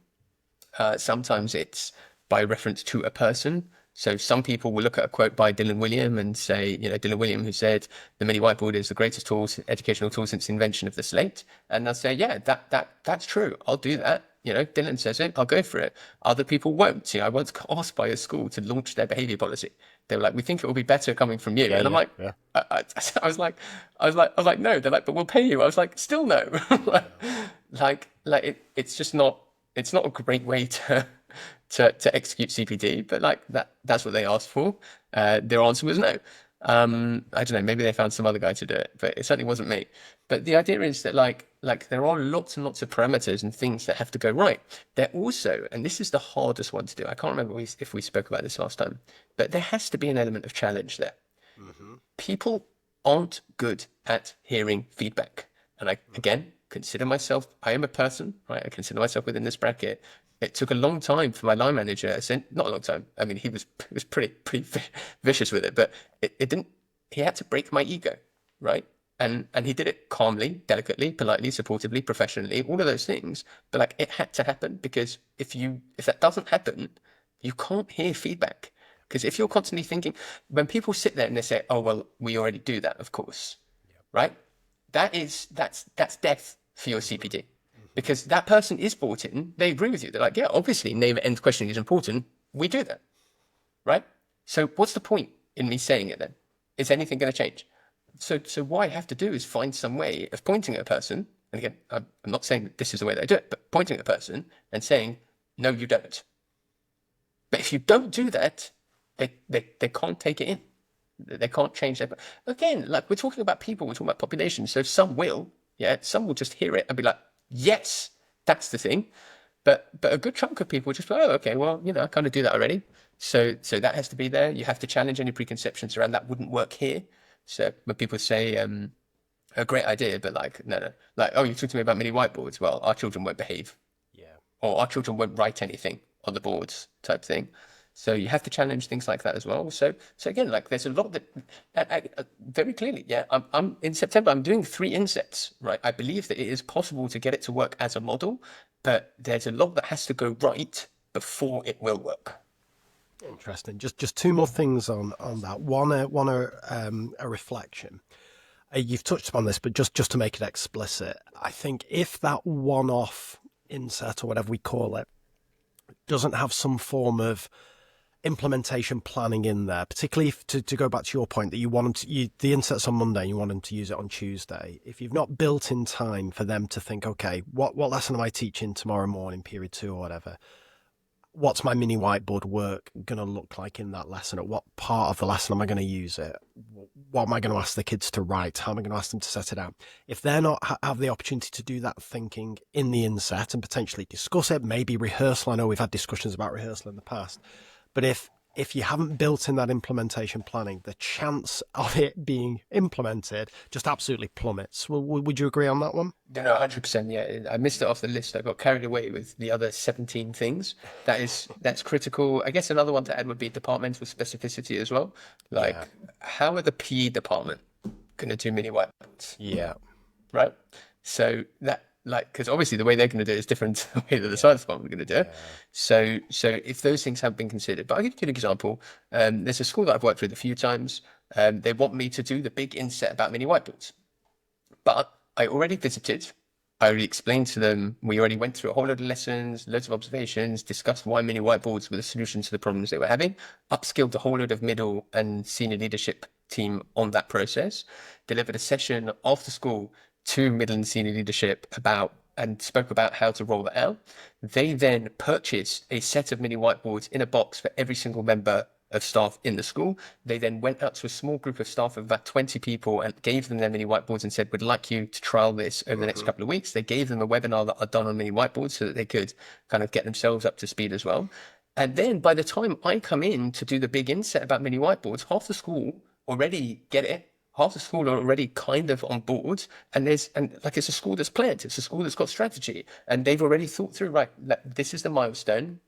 This is when Adam's going to do the thing. We're hoping by X point to see blah, blah, blah, blah. If we do, then we do Z. If we don't, then we do X. And what that means is that when you've built it as part of a strategy, as part of a restrain and sustain process, because one of my big messages for this school, where they said to me, oh, we want to work on this and this and this and this and this. I said, you're wasting your time, right? Pick one. Yeah, like not out of that. Like I'll help you prioritize, but like you have to think more narrowly than that, and stuff like that works. It helps. And again, credit to that school, right? Because they're doing it in a way that other schools won't get to work. They're using critically the same paradigm, the same model, but they're going to get it to work when others won't. Yeah, interesting. One other thing on this, mate. I'm interested in your take on this. So, again, this sounds cocky or whatever, but I put a load of thought into my CPD to try and make it as actionable as possible, blah, blah, blah, and it tends to go down well. But I've got 2 young kids now, so I'm thinking, I can't be bothered kind of traveling around the country, blah, blah, blah. So I thought, I know, here's a solution to all this problem. I'll record the best versions of my kind of 90-minute CPD sessions. I'll record them kind of online on-demand versions. So I've got like 25 90-minute kind of, and it's the best version of me doing it. It's literally the thing I will be delivering face to face with the sound clips, the video clips, the research, blah, blah, blah. But you get the 3 advantages. 1, it's the best version of it, so I'm not forgetting my lines or whatever. 2, the staff can access it and rewind it and watch it as many times as they want. And 3, it's like 10% of the price I'd charge for me to, travel to wherever. Nobody wants it. Seem to want, well, less people want it. They seem to still want that face-to-face. And I wonder if it comes back to the point you made before about wanting you to launch the behavioural policy. There's something about that extra incentive that comes from having somebody potentially, well-known or credible coming in face-to-face to deliver something, even though it's going to be expensive, even though, in theory, you could get the same version just by watching something for free on YouTube, let alone, paying for an online version of it or whatever. Do you think there's something in that? Do you think there's something, why is face-to-face so popular? And do you think it is an important facet of effective one-off CPD? Yeah, it's a great question. And I think the most important thing to start with is that if you are listening to this and you wanted Craig to come visit your school, but he won't come because he cares too much about his little kids, email me. I'll come to your school. I care less about my kids. That's important. That's the key point. Yeah. Get that out of the way. Well, if you get to plug the videos that you're selling, more seriously, I think like obviously there is the need for human interaction. It's interesting because sometimes you get the reverse. I think often when we put out, when Carousel does a webinar or whatever, there's a whole lot of people who are like, oh, will it be recorded? And I'm like, I mean, yeah, it will be. But also, like, if you watch a recording, you just sort of sit there, you'll scroll on your phone, you won't really listen all that much. Like, I designed the webinars to be interactive. Like, there's extensive use of the chat blast, like extensive use of, like, I'll pick people to answer stuff. They are interactive because otherwise... Like I know for myself, we all do this, right? You just sort of, your eyes wander off to another tab and you stop focusing and stuff like that. So sometimes we're our own worst enemies, and that relationship can be quite important. Also, I think it's a lot easier to model stuff if you're there in person, right? Like everything I spoke to you about with the tick trick, for example, I can model that in a hall in a way that I find a lot harder to do online via a screen. And I think certainly, and I know not everyone is like this, but certainly in my methodology, when I pointed and said, you're wrong, right? Like essentially the way that I'll build CPD normally is I'll use a whole lot of scenarios of things that I've seen across the course of the day, but I'll change the name, and the name in all of the scenarios will be Mr. Boxer. Right. So Mr. Boxer is teaching about whatever a student calls out. He says, yes, well done, and moves on with the lesson type stuff. And we'll spend a long time, dissecting, deconstructing, talking about why those like scenarios are rubbish or bad teaching. We'll look at better alternatives, blah, blah. And then at some point, and I'll tell a lot of jokes and I'll be a lot of fun and it's an enjoyable session and it's like highly interactive. Everyone will be using mini whiteboards. Again, like I can't tell you what's going to be in that session because it really just depends on what I see during the course of the day. And then at some point I'll turn around and be like, by the way, yeah, I put Mr. Boxer here because these are things that I used to do for sure. Yeah, until someone pointed it out. But I'll be very honest with you. Every scenario that I wrote there is something that I saw today in this school. Yeah, I didn't put the names on, but every scenario here is something that I saw in this school. And we'll go into why I say that and we'll discuss it. And I'll explain that, like, I can't have someone coming away from this thinking this is not about them because it is. And the simple fact is there is not a snowball's chance in hell I'm doing that unless I'm face to face with the person. Yeah. It's not on the cards. Yeah. Right? How like it's just wrong. Right? And it takes me ages to build up to that point, and I only do it when I feel like the room is ready. Yeah, that's a really I don't know, like you said, don't be cocky, but I guess this is like a cocky thing as well. Like I've worked really hard to build my understanding of a room to knowing when exactly that point is. And people don't complain, I guess, which is the best. Like, I don't know, like I send out the feedback and people appreciate the challenge. They say, there's a feedback form that always goes out.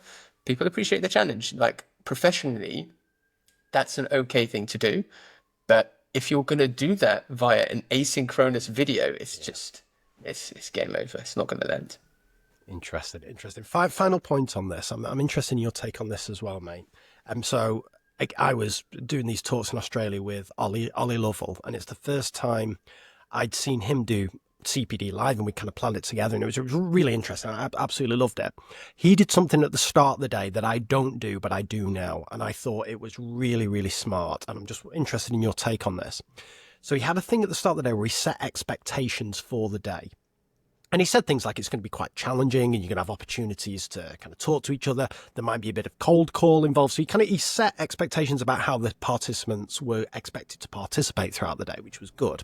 But the thing I really liked is he said that I want this to be the culture of the room is going to be that we're all focused and we're all kind of thinking and working hard about, in our case, kind of maths and checking for understanding, blah, blah, blah. So if at any point you get a text message through or an email through, we're all busy and everything, and that's absolutely fine. Your school may have something you've got to immediately respond. We kindly ask you to step outside, to answer that call, do that text message, answer that email, to take it outside, because when we're in here, we're all focused and we're all working. And it was a game changer, mate, because when I do CPD, and I'm not naming any schools, but you often see teachers just on the phone, like, do a little text or something. Or your classic, of course, is, the laptops are out and some people are taking notes on the laptop, but damn well some people are checking their emails and blah, blah, blah on the laptops. But I really liked that because it really set the stall out. And it gave people an out, it gave people an option, and a couple of people took it. But I saw far fewer people who were kind of showing all the visible signs of not being engaged than I would typically see when I either take part in insets myself or deliver them. So I just thought, have you ever done anything like that? Do you like that? Well, what do you think of that? I think it's great. I think it's a really important thing to do. And again, we're all human, right? I know that if I've got my laptop out or my phone on vibrate, I'm going to focus less during a session. I tend to do things a bit differently. So it's a bit like at the beginning of the year in school. There's two ways to do your expectations, right? One is to tell people what your expectations are, and one is to show them. So within the first 90 seconds of a session, I've already done one mini whiteboard question and 4 or 5 sample from the room without hands up or calling out. So I use that to communicate the expectations around listening. So and I will then slip in that, by the way, the rest of the session is going to be like this as well, but my personal route is to prove it or show it rather than tell it. Perfect. That's good. All right. Okay. Let's move on to this second scenario that I see a lot. We only done one scenario. Oh, yeah. I'm just getting started here, mate. You're just getting started. So we talked about the one-off. Let me try and build a steel man for this second one, which is where the school has a focus that's sustained for the year. So again, let's keep it concrete. Let's say it's mini whiteboards, because I completely take the point that something like responsive teaching, which I often get asked to do CPD on, you've got to spend a lot of time defining what we mean by that, and it gets problematic. So let's say, all right, this school has decided that their focus for this year is going to be developing their teachers' use of mini whiteboards, primarily to check for understanding. And we're not just going to do this by getting Adam in September. Maybe we'll get Adam in as a launch event in September, but then we're going to regularly revisit this as part of Twilight throughout the year. And what crucially we're not going to fall into the trap of doing is trying to do another focus and another focus. So this classic thing of we've got 4 priorities or whatever. No, we haven't. We've got a single priority, and it's to develop the use of mini whiteboards. Where can that go wrong? So I think this is a really good formula. Yep. Broadly, Doesn't happen a lot though, right? No. Something that always blows people's mind is so like I said, I visited 21 schools this year. I did more last year. I'll do fewer next year, but I generally see hundreds of lessons a year up and down the country. And there is no school that I've ever been to where the teaching and learning is as good as it is at the Totteridge Academy. Okay, that includes Michaela, by the way. Right, so there's no school I've been to where the teaching and learning is as good as Totteridge Academy. There are places that are close, but nowhere that I've been to. And I'm blessed to work there and receive feedback and be a small part in that machine. In the 6 years that I've been there, we've had 4 whole school priorities on teaching and learning. Wow. Yeah, whereas the 3 previous schools I was at before that would have had 4 a term. Minimum. And not like one after the other, often working next to each other. So a relentless focus on one thing I think is really admirable, praiseworthy.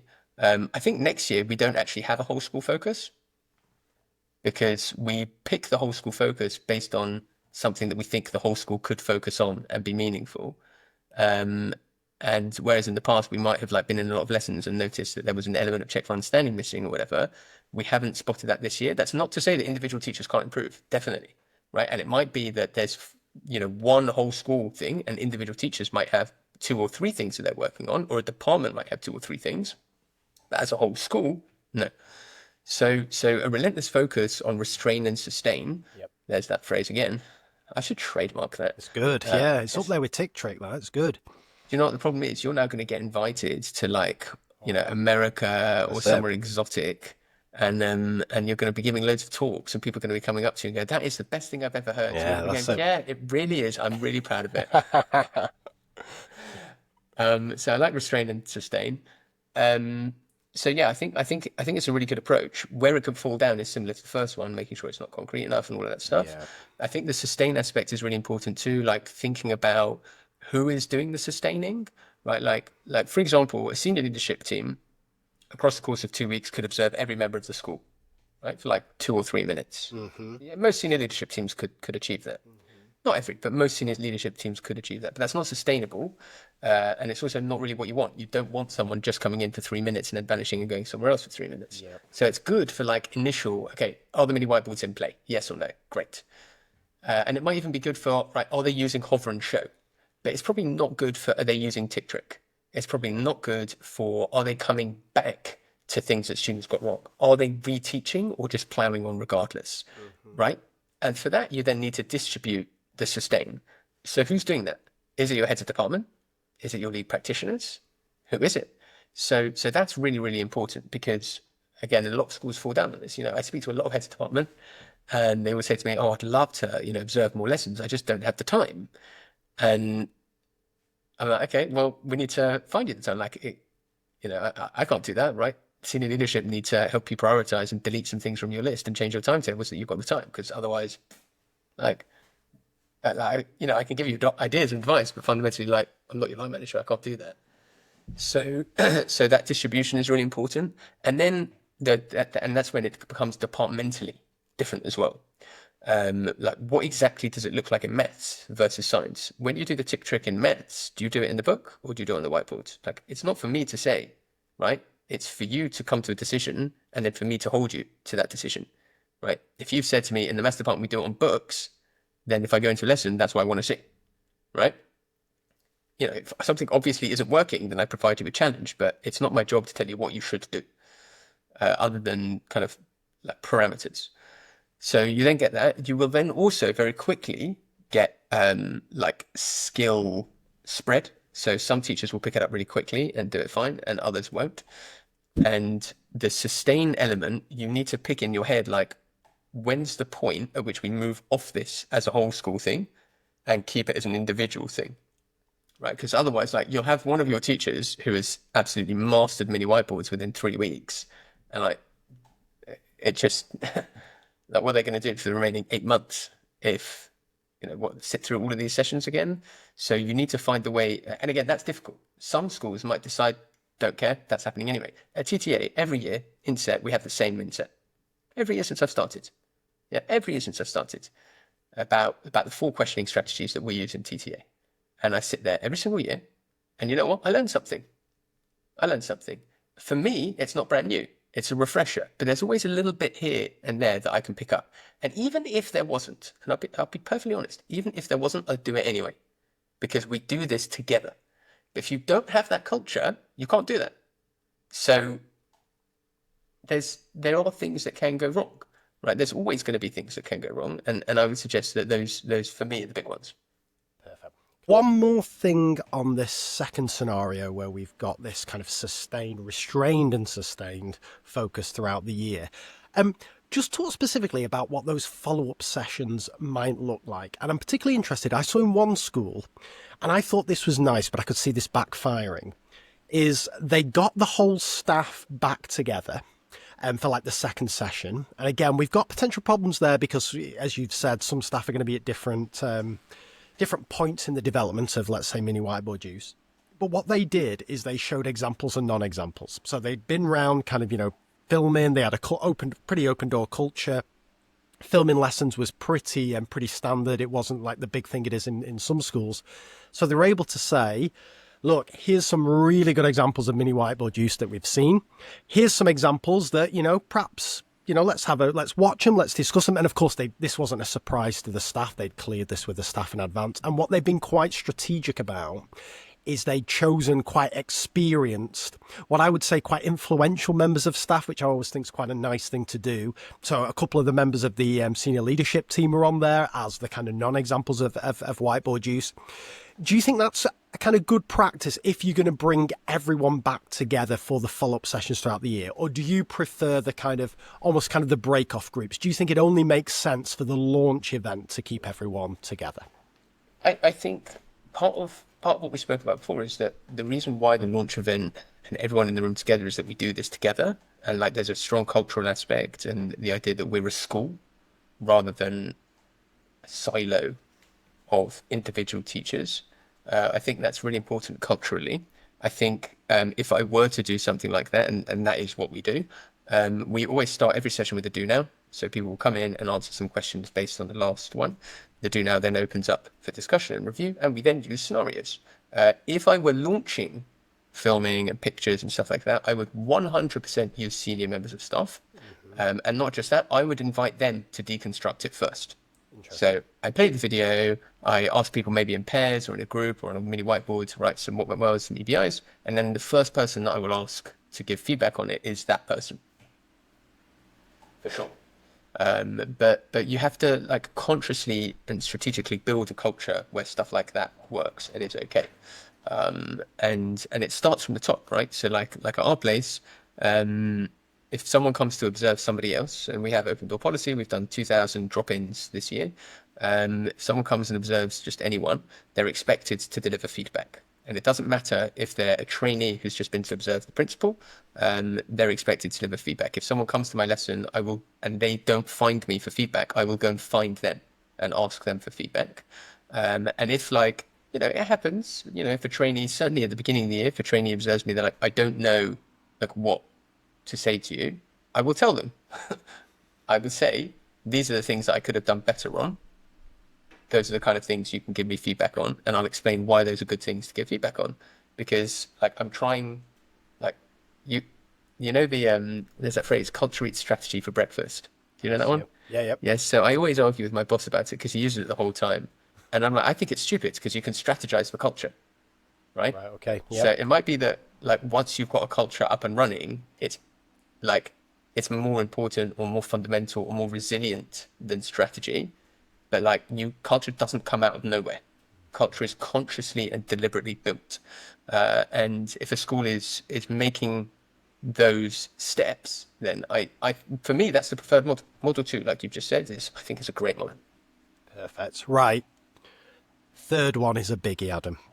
So you've said that when you visit schools, most schools have got some kind of coaching model or say they're doing some kind of instructional coaching. I'll go further. I've not visited a school, certainly this academic year, that hasn't got some form of coaching in play. Now, at some level, on one level, it's full on step lab. Everyone's a coach, everyone's a coachee, and they're kind of paired up. Other scenarios would be we've got a team of coaches, and they will be chosen from various departments. So maybe there's a team of 15 or 10 coaches and they go around. But again, everyone's coached. Let's take the steel man version of this. So the straw man would be essentially, it's not coaching, it's just lesson observations, just disguised as a different name. And it's, it's fairly high stakes. It gets written up and blah, blah, blah. Let's sack that off. We know that's bad. Let's say this is actually, we're going to do this back and forth, 6, 7, 8 times across the course of the year. We are going to do it skillfully because either we're following Step Lab or we've got some other, we've read Jim Knight or whatever it may be, or we're following Adam Boxer's hypothesis model, and we're pretty good as coaching. Where does that go wrong? Because everyone's doing it. It feels like we're in a bit of a coaching bubble. We have been for the last kind of 2 to 3 years. Why isn't that the be all and end all? Wow. Big question. So I think there are 4 potential pitfalls with instructional coaching. Structured. I like it. Go on. Yeah, we'll go with that. I think it's really important to state at the outset that there's quite a substantial amount of evidence to support instructional coaching. Like a lot of studies, and some, at least some, like more than 2, but I think probably not more than like 5. Are done in more like naturalistic, because essentially most of the studies are this coaching program. Let's do this coaching program and see if it works. So what we really need to see is not like whether this program works, but if a school is doing instructional coaching in the way that they've interpreted these papers or these blogs or these books or whatever, does that work, right? So I don't think we have much of that, to be honest. Yep. But again, I just want to be really clear. Yeah, that's not to say that instructional working is not evidence-based. It really, really is. And Sam Sims, who I respect a lot, says that he thinks it's the most evidence-based. Yeah. Who am I to disagree? There are, though, 4 problems. Problem number 1 is definitions. So you already hinted a little bit at this, but Josh Goodrich from StepLab, who is, I think, a very, very fine person and a deep thinker, has one definition of coaching. Jim Knight has a different definition of coaching that is not the same as Josh Goodrich's. Tom Sherrington has another definition of instructional coaching that is not the same as Jim Knight's or Josh Goodrich's. Paul Bambrick-Santoyo, who wrote, I get probably where a lot of this came from, to be honest, who wrote Get Better Faster, which is a marvelous book, has a different definition of instructional coaching. And what the problem there means is similar to what we spoke about before, is that 3 people could be doing completely different things and all saying that they're drawing on the same evidence base. And that means people end up doing weird stuff in the name of instructional coaching. And fundamentally, what that Sam Sims mechanisms paper did is that we don't always know what the most important part of a program is. So, for example, I go to a school, they're doing instructional coaching, they're doing the drop-ins, blah, blah, blah. The feedback is delivered online through an online platform, not face-to-face. Ooh, hang on a second. Is that instructional coaching? Well, I don't know. It's not what I would do, right? So in some of the studies, it'll be face-to-face feedback. In some of the studies, it'll be written feedback. Can those studies disentangle those exact variables and put those in a specific context like a school and say, well, it'll actually be fine if you never deliver face-to-face feedback? Me personally, it's not that I never deliver written feedback, but the only time I'll deliver written feedback is in extremis.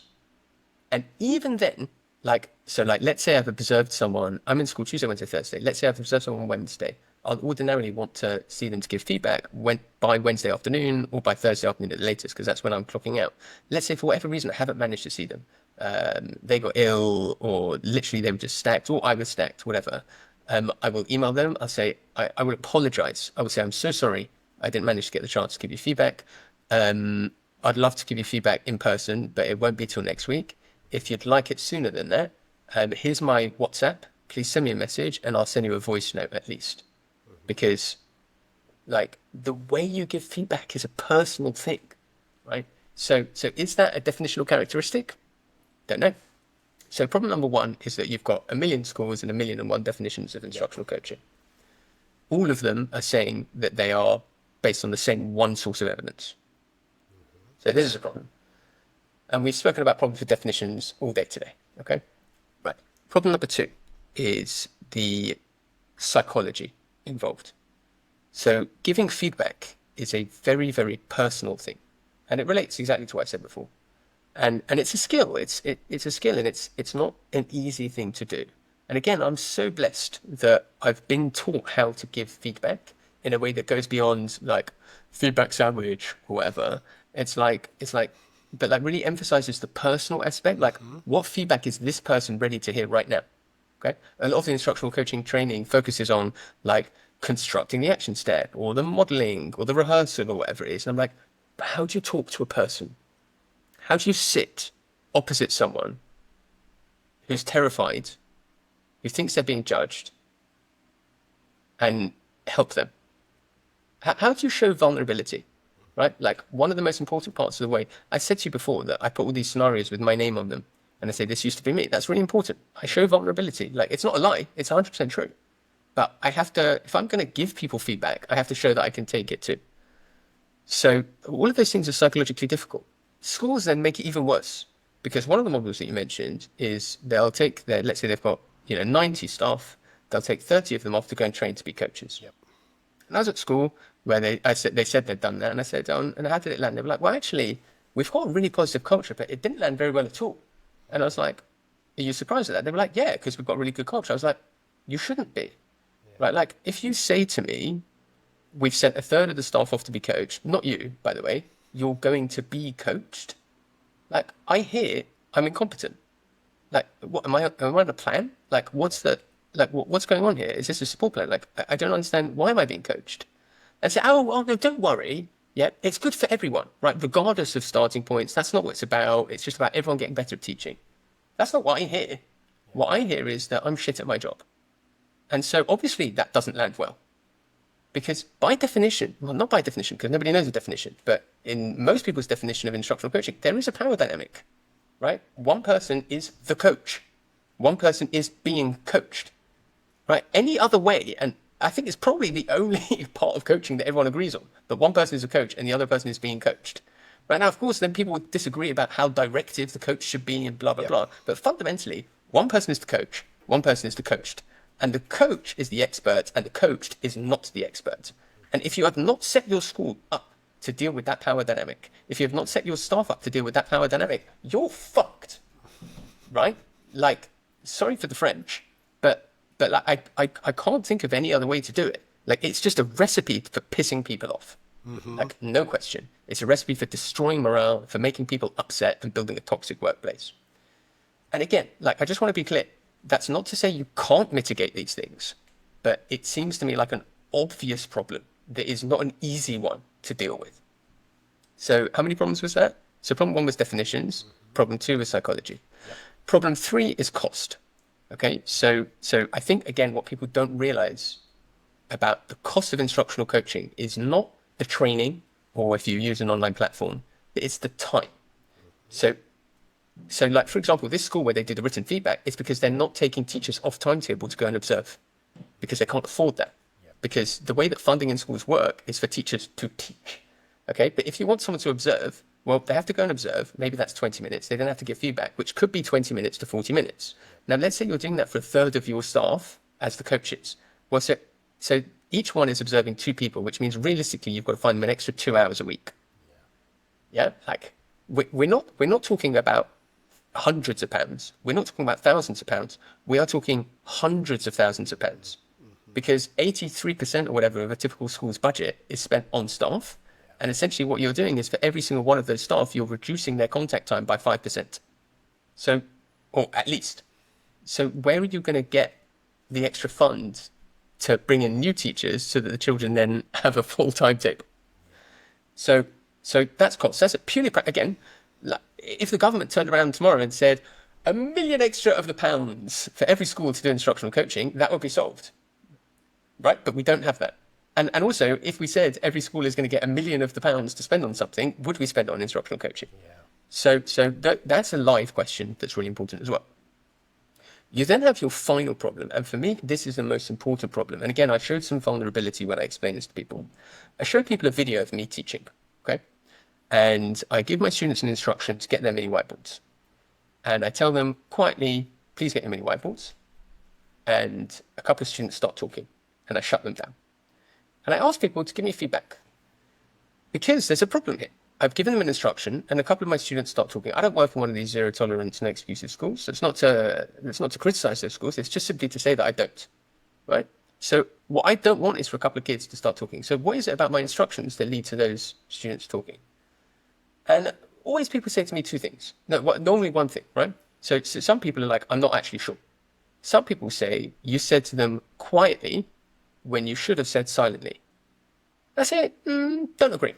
The reason why I don't agree is because it's my year 11 class. I've taught them for 3 years. Like those two boys who started talking, if you took them out of the room and said, what does sir mean when he says quietly? They wouldn't say, oh, it means have a little chat. They know exactly what it means. Okay, so maybe it's something that I could improve, sure. Maybe like there's no harm in saying silently, maybe, but it's almost definitely not the thing that would have made the difference. I then show people a video of my colleague, Abby, who I actually mentor. She is my ECT. And Abby's doing exactly the same thing. She's asking her students to get the mini whiteboards and she's asking them to get their periodic table. And she says, when I say go, in complete silence. No, she actually doesn't say it. She says, when I say go, get your mini whiteboards and your pens. Go. And then does a countdown, like I did. But her students don't start talking. And I say, okay, so why is it in Abby's lesson that they're not talking, but in my lesson they are? And people say it's because she used a trigger word. She says, when I say go. I say, interesting. Also, wrong.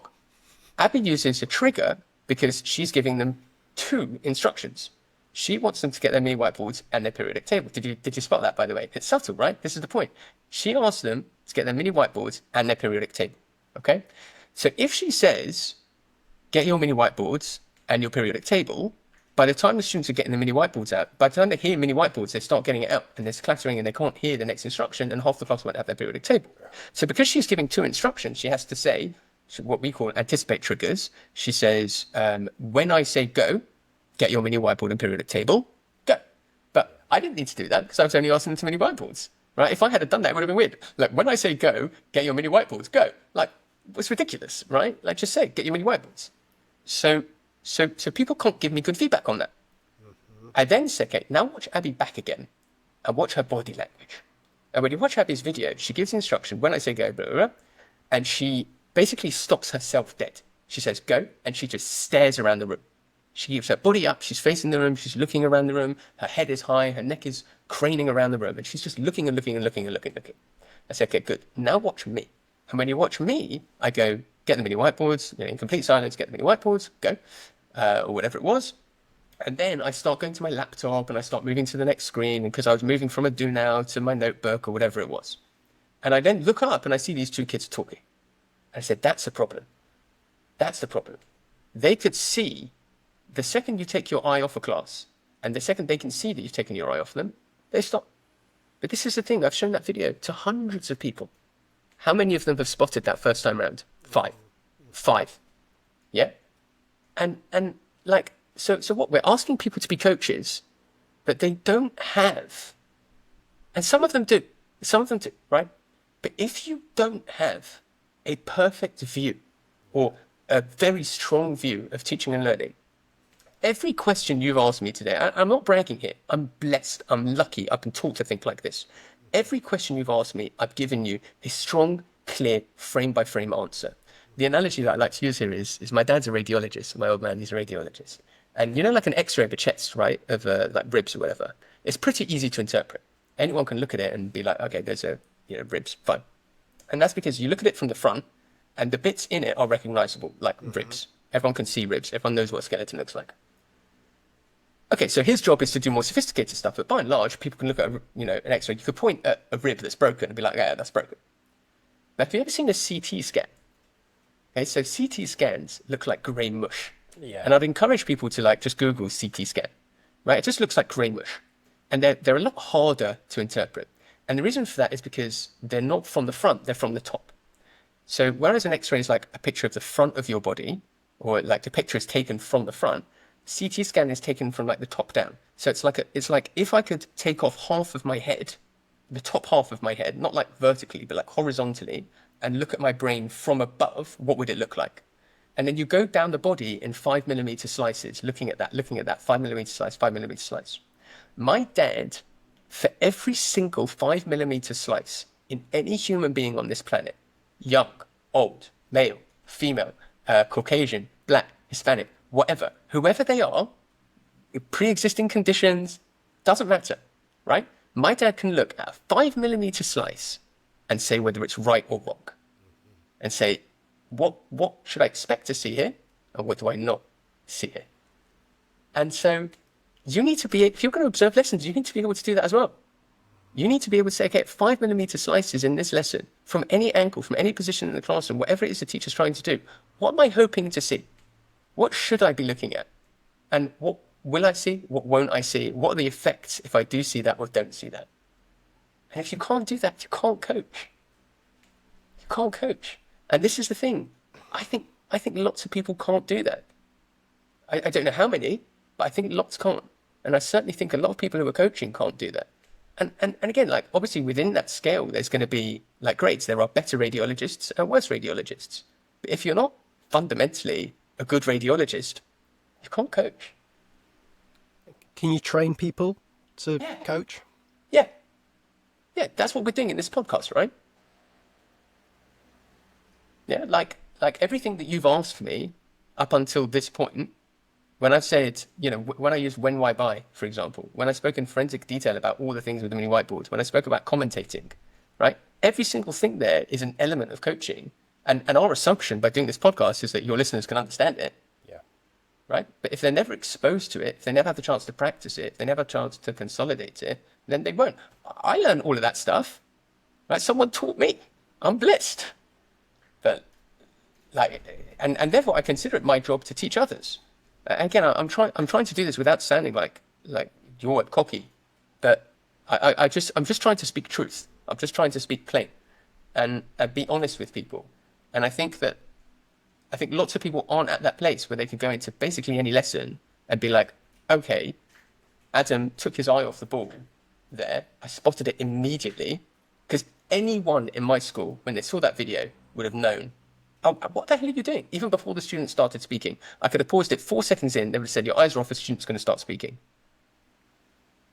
So yeah, you can learn it.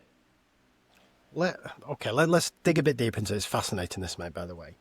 Let's imagine, again, let's get the steel man nice and sturdy here. Let's imagine you've solved the time issue, which is hard to do. And I know when I spoke to Josh on this podcast, he said that in most of the schools where Step Lab is up and running effectively, it's because staff do at least the feedback thing in their freeze, if not the actual kind of coaching thing in their freeze, which has got implications itself. But right. let's park that and imagine we've solved the time issue. Okay, big if. Let's also imagine, which I think is a really good point, we've solved the kind of power dynamic culture issue behind this, because you're absolutely right. It's, again, I think it's quite an ill-considered part of this whole process. Is it your best teachers then that have to be coaches? And the reason I ask this, and that's not saying that your best teachers are going to make the best coaches, but is that a necessary condition that you've got to be skilled as a teacher to pull this off? And the reason I ask this, of course, is an incredibly common model is this idea of paired coaching, where everybody is a coach and everybody is on the receiving end of coaching. And often those pairs work together throughout the year, supported by Step Lab and so on.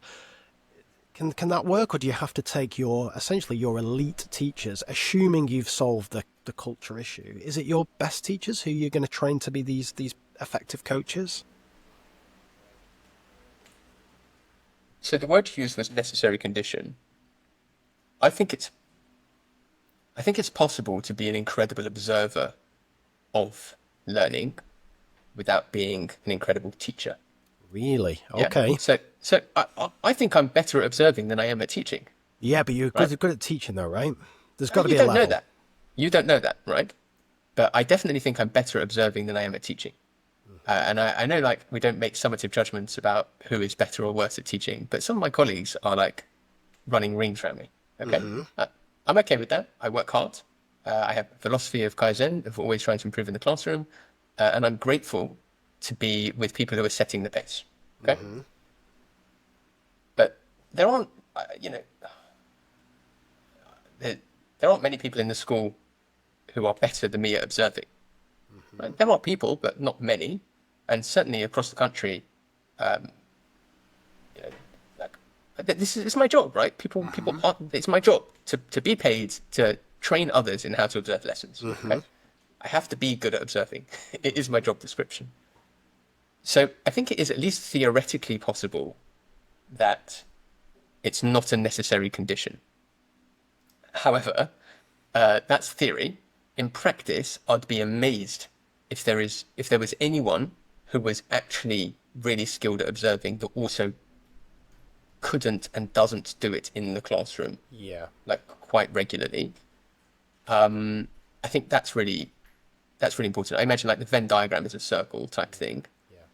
and there's without a doubt a credibility problem too.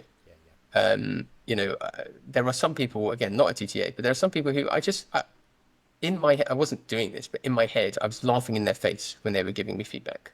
I'm like, I've seen your lessons, right? I know what they're like, Yeah. right? Like, I've walked past and seen you doing your emails behind the computer while kids were sitting around having a chat. I'm not hearing your feedback about assessment for learning. It's simply not on the cards. So there is a credibility issue there as well. I think also for me, I'm proud of the fact that I still teach. I'm proud of the fact that amongst educational consultants like myself, there aren't many who are still teaching, like less than a handful. Yep. I know for myself that it's important for me because I love doing it. I love teaching. It makes me a better person, makes me a better human being.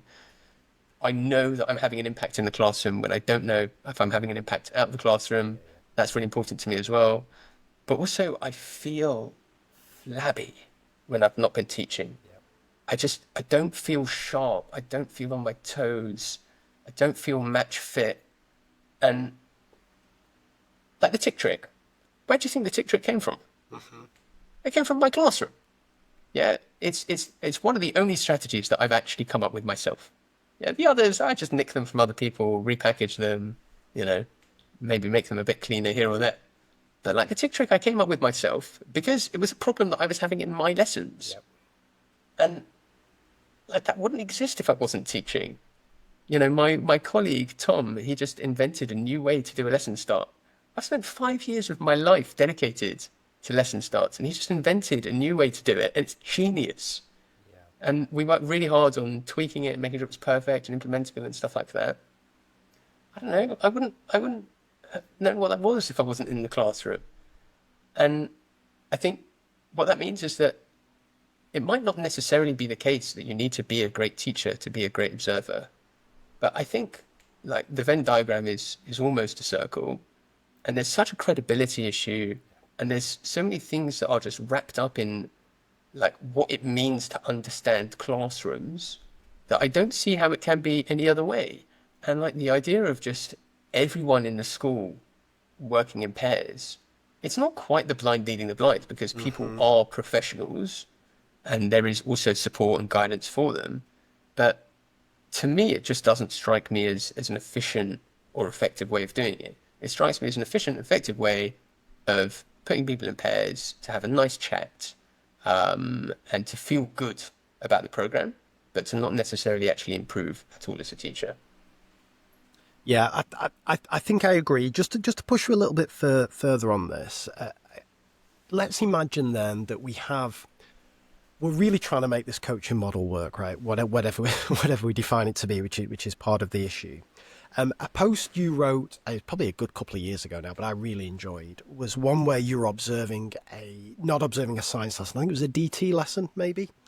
and you were giving the guy some feedback, and the way you wrote it up anyway, it certainly came across there was initial resistance from him, right? And you often get this barrier because you are not a domain expert in design technology.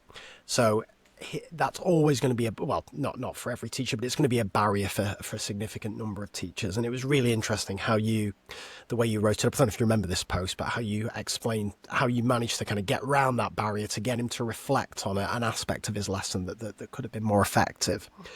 I just wonder, that's one of the advantages of the paired approach when it works at its best, because typically those pairs are in the same subject. So you have mathematicians coaching mathematicians. I very rarely see it work when you have, and I typically only look from a maths perspective, I very rarely see it work when you have a non-maths teacher coaching a maths teacher, or the other way around, when you have a maths teacher coaching a non-maths teacher. And I've been fortunate enough to do some coaching training where I've watched other subjects, and I find it fascinating because you see things outside of your subject. You can sometimes focus a bit more on the teaching and learning because you remove your biases from it. You can almost kind of see yourself from a student perspective. But I think it's a whole different ball game when you're coaching outside of your subject, and I just think it's another problem with this approach. What do you think there? Is it more challenging coaching outside of your subject? It's more challenging observing outside of your subject, for sure. Mm-hmm. It's more challenging delivering feedback because of all of that stuff. Yeah. And the default position would be that it is a harder thing to do. Yeah. But it does come with advantages as well. In the model that you're suggesting, where you've got a couple of maths teachers, how it, not guaranteed, but how it will often end up is someone saying, I do it like this, and someone else being like, oh, that's interesting. And then that's it. Yeah, that's it. Right? Like just having a chat about different methods or different lessons that they've done and stuff like that. Yeah. So it's not, again, it might be a helpful condition, but it's neither necessary nor sufficient to guarantee any kind of change. And I don't know. It just doesn't strike me as a formula. Look, again, just to be clear, I'm not talking about Step Lab. I'm not talking about any individual platform. I'm not talking about any individual program, right? I am so confident that it is possible to pull off this stuff. Every single model that you've suggested, it is possible to pull off. Yeah. All I can do is talk about not possible, but probable. Yeah. And most efficient, most likely to work, easiest to work. And part of the reason why, when I teach and I advocate to someone to use mini whiteboards, that's because I know they work because I can get them to work. Yeah. Right? I can't get group work to work. I'm not skilled enough. So I don't deliver training on group work. You can ask me to deliver training on group work. I will say no, because I don't do it. And I don't do it because I'm not skilled enough. And I don't know. I just get so worried that we're not, there's so many things here that have to go right before it'll work. Yeah. Again, not to say that it won't work, not to say that it can't work, but there are just lots and lots of things to get right. And I think a lot of people haven't quite thought through the ramifications of all of the things that have to go well before it can work. All right, mate. That is a great tee up for the final thing, and we've been building up for this. And I think it's a really important point you make there. And what I hope we've given schools and particularly leaders listening here is, if you are following one of those three models, whether it's the one-off, whether it's the sustained focus throughout the year, or whether it's the coaching, that you've got some concrete ideas of some of the conditions that you might want to think about making sure are present to give this the best chance of working. And as Adam said, they've all got a chance, probably some more of a chance than others. I tend to agree with you, mate, that second one, that sustained focus across the year, is probably got the best chance if you get those, if you don't fall into the trap of having 12 priorities or whatever. But we've got some concrete ideas there. But you've got an alternative approach, a complementary approach that you've been working on in terms of Carousel. And I know, from knowing you personally, I know that you don't do things lightly, so there's going to have been a hell of a lot of thoughts gone into this, just like there has been with the work you've done with Carousel in terms of retrieval practice. So what is that approach, Adam, and how does it address some of the issues that we've covered in this conversation? Yeah, it's interesting because, I think it is important to state at the outset that I do have this thing called Carousel teaching that I think is amazing. but there are also still things that need to go right before it will work. Yeah. All right. And it would be wrong of me to present anything that I do as like a magic solution to these problems.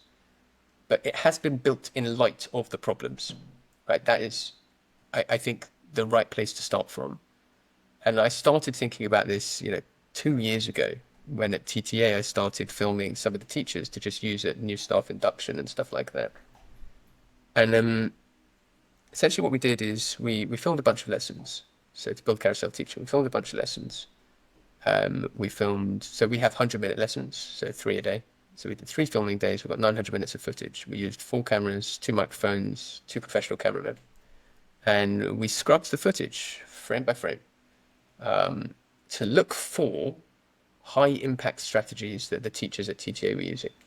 And the thing that people need to know about TTA is the teaching and learning is amazing, but TTA is not a startup. TTA is not a zero tolerance school. TTA doesn't have silent corridors or line up every day or Saturday detentions. TTA has a high number of pupil premium, high number of SEN, high number of EAL. That's not to criticize schools that aren't that, crucially. I have no criticism of schools that do silent corridors or whole school lineup or zero tolerance, Saturday detentions, whatever it is. It's simply to say that TTA, if these strategies work in TTA, they'll work anywhere. TTA 7.5 years ago was in the bottom 5% of schools in the country for outcomes for 5A Starter C. And last year was the 16th highest progress rate in the country, right? It's an amazing success story. It's, like Chris, the senior leadership team are just unbelievable people. And they brought the staff with them in a way that is inspirational, radical, and highly, highly, highly common, if not unique. And one of the principal drivers of that has been the teaching and learning strategies, right? The way we approach and think about teaching and learning. But they're things that can work in any classroom. When I said to you, using name at the end of every question, who in the world can't do that? Which classroom can't do that, right? It's just like, it's the kind of things we're talking about, right? Obviously, there are parameters and ways that you might need to think about in particular individual students, blah, blah, blah. But by and large, right, like anyone can do that. So what we do is we try and look for strategies that work and that will work anywhere. So I don't have a video of Sammy doing group work. The world's not ready, right? Like because it takes Sammy weeks to get his, not anymore, but it took Sammy and the maths department like weeks, months to build the culture that they wanted before they could do group work. So like, I don't want to just show someone a snapshot of Sammy teaching using group work and be like, copy this. It's ridiculous. It's not possible. It would just be a disaster. So we take those videos and we look at the things that work there and will work anywhere. Okay, so front-loading means participation, saying silently, get your mini whiteboards out. Doesn't 100% work, but it works more than just saying, get your mini whiteboards out. Anticipating triggers and saying, when I say go, get your mini whiteboard and periodic table out, go is more likely to work than saying, get your mini whiteboard and your periodic table out. Go, right? So those are the things that we're looking at. And what we do is we pull out that footage. We explain exactly what's going on using freehand, blank canvas, diagrammatic approaches. So there's no like smashing your way through bullet pointed PowerPoints and stuff like that. It's the way that we teach is the way that we explain stuff. We then play the videos, so we might play a video first. We use scenarios. We do live commentaries. So like the radiologist thing that I was talking about, you'll see like my floating head in a lesson in the corner. And like I'll pause it frame by frame to explain exactly what's going on.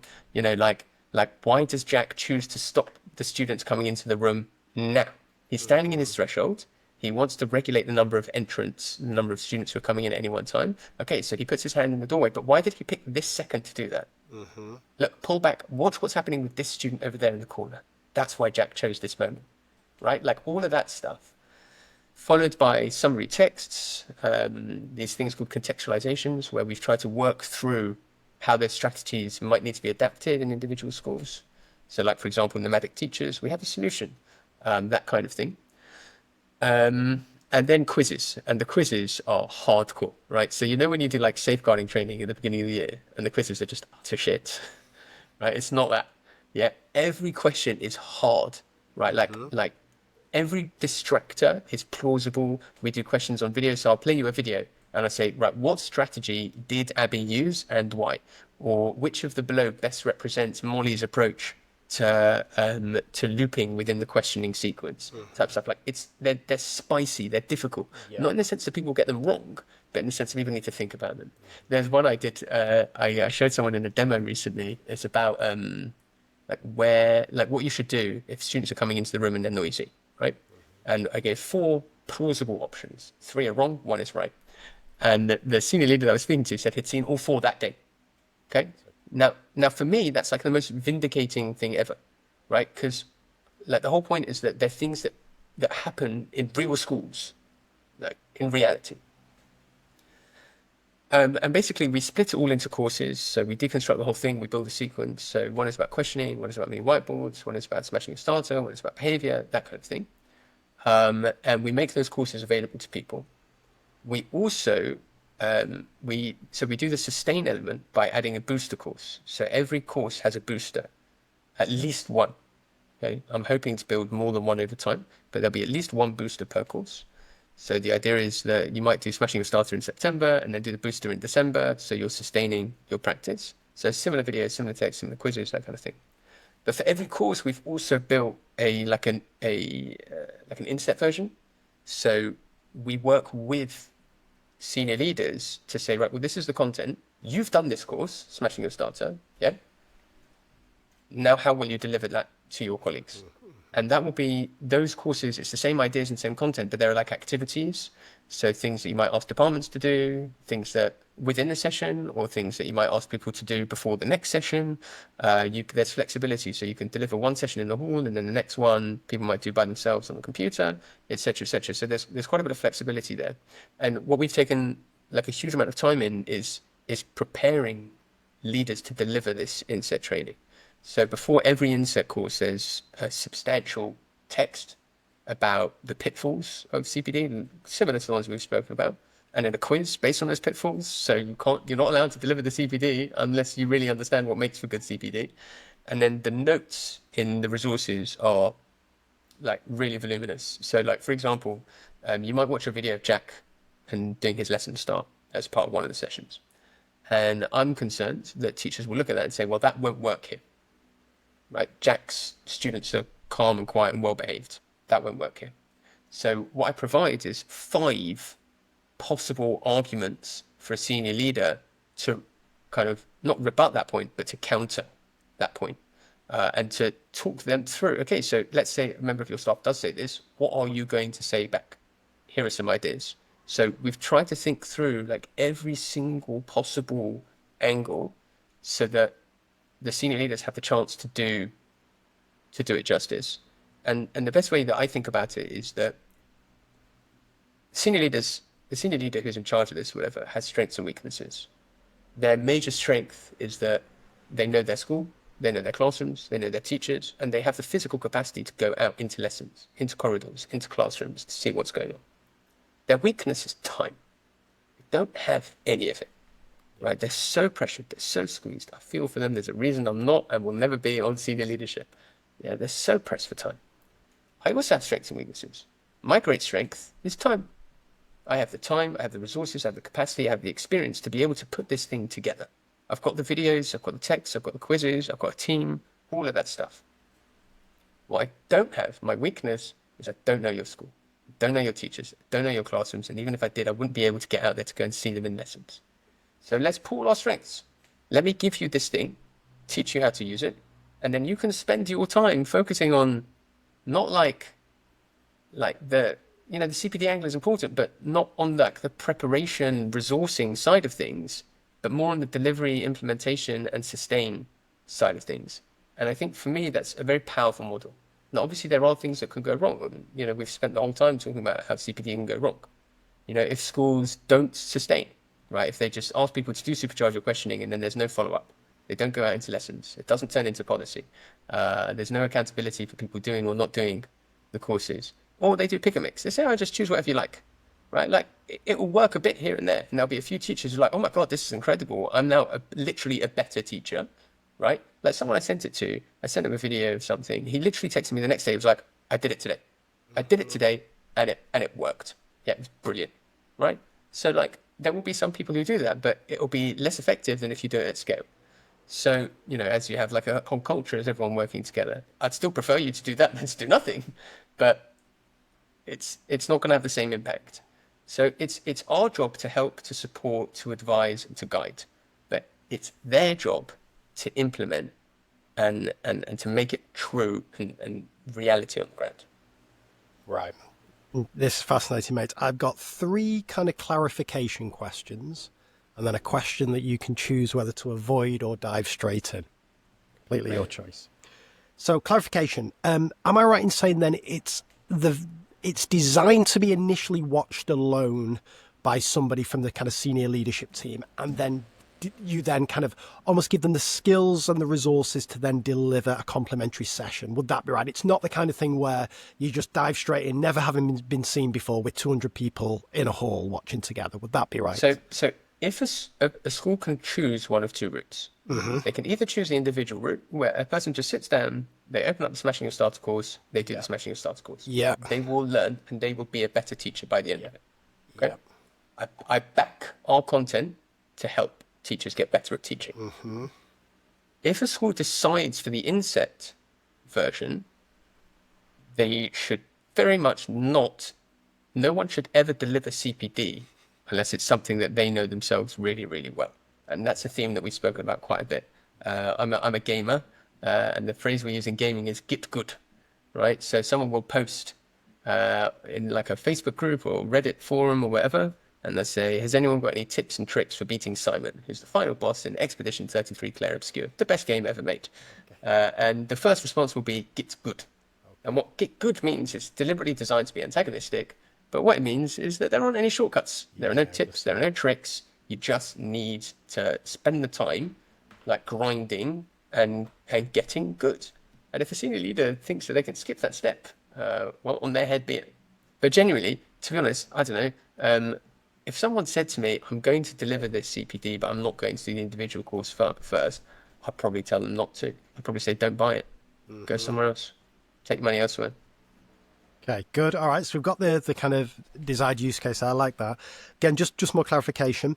So I read in one of your posts that obviously a big part of this is videos. Like you want people to actually see this in action, not just have it described to them. Would I be right in saying it's both examples and non-examples as part of these videos, or is it primarily examples of excellence? Such a good question. I didn't think it was... Okay, the first thing is, like I said, the teaching and learning at TTA is very, very, very good. And whilst there are bits and pieces that I would give feedback to them on, at the basics, there's nothing missing, right? So like, I can't show someone a non-example. Like, let's take name at the end, name at end of question, right? There's not a single question in any of the 900 minutes worth of footage that I've got where the teacher is not using name ed. And the promise that I made to Chris Fairbairn, the head of TTA, was that I would not interfere or interrupt with lessons. It's natural footage. It's David Attenborough stuff. It's just natural documentary footage. We don't interfere. The cameramen were always like, "Oh, if a child like speaks too quietly, can we ask the teacher to make them say it again?" I was like, "No." They were like, "We haven't quite managed to set up in time for this lesson start. Can we just hold the students at the door for another 90 seconds?" No. Right? Like, we need to be faster. I'm not interrupting the lessons. I'm not interfering with the lessons under no circumstances. So in terms of like the basics, I wouldn't find many cases where they weren't in play. I also, this isn't actually something I've spoken about before, but like, I'm also not convinced it's the most ethical thing in the world to like chuck my colleagues out there to thousands of randomers and say, look at this mistake they've made. Where we've done that, we've used videos of me teaching. So there are a few videos of me, like the one I told you before, where I screwed up the instructions. I'll happily play that, no problem. There's another video, there's a really lovely video that I actually still need to edit it together. But there's a bit where like I have a go at this kid, who we'll call Danny, for not hearing an instruction. And I thought initially that was a good thing, because like he basically just like had to ask me to repeat an instruction. And then I cycled back in the tape, and like 90 seconds earlier, I didn't pause for long enough while he was rubbing off his board. Right. Okay. And it's not like he was being slow or anything. He was like doing what he was told. I just didn't give enough time, and he just didn't hear the next instruction. So it's like, I'm happy to use that, right? Because it's about me, but I didn't think it would be fair on my colleagues. Do you think? Cause I pushed Josh on this when he was on the show, because I mean I might be putting your words in your mouth here, Adam, but non-examples are so important, right? Like that contrast, as you described it before, that contrast between what you did and what your ECT, who you mentored, did. The way you highlight the active ingredients is to show when it's missing. It's a whole different ballgame trying to pick things out of an example of excellence when you've got loads of different variables at play. But it always falls down on the ethical thing, particularly when you're kind of mass marketing a product, because as you say, you don't want your colleague all of a sudden appearing in 500 other schools as the non-example. And the way Step Lab tried to get around this, of course, is they encourage teachers to film within their own school and upload those to Step Lab to use internally for those discussion points.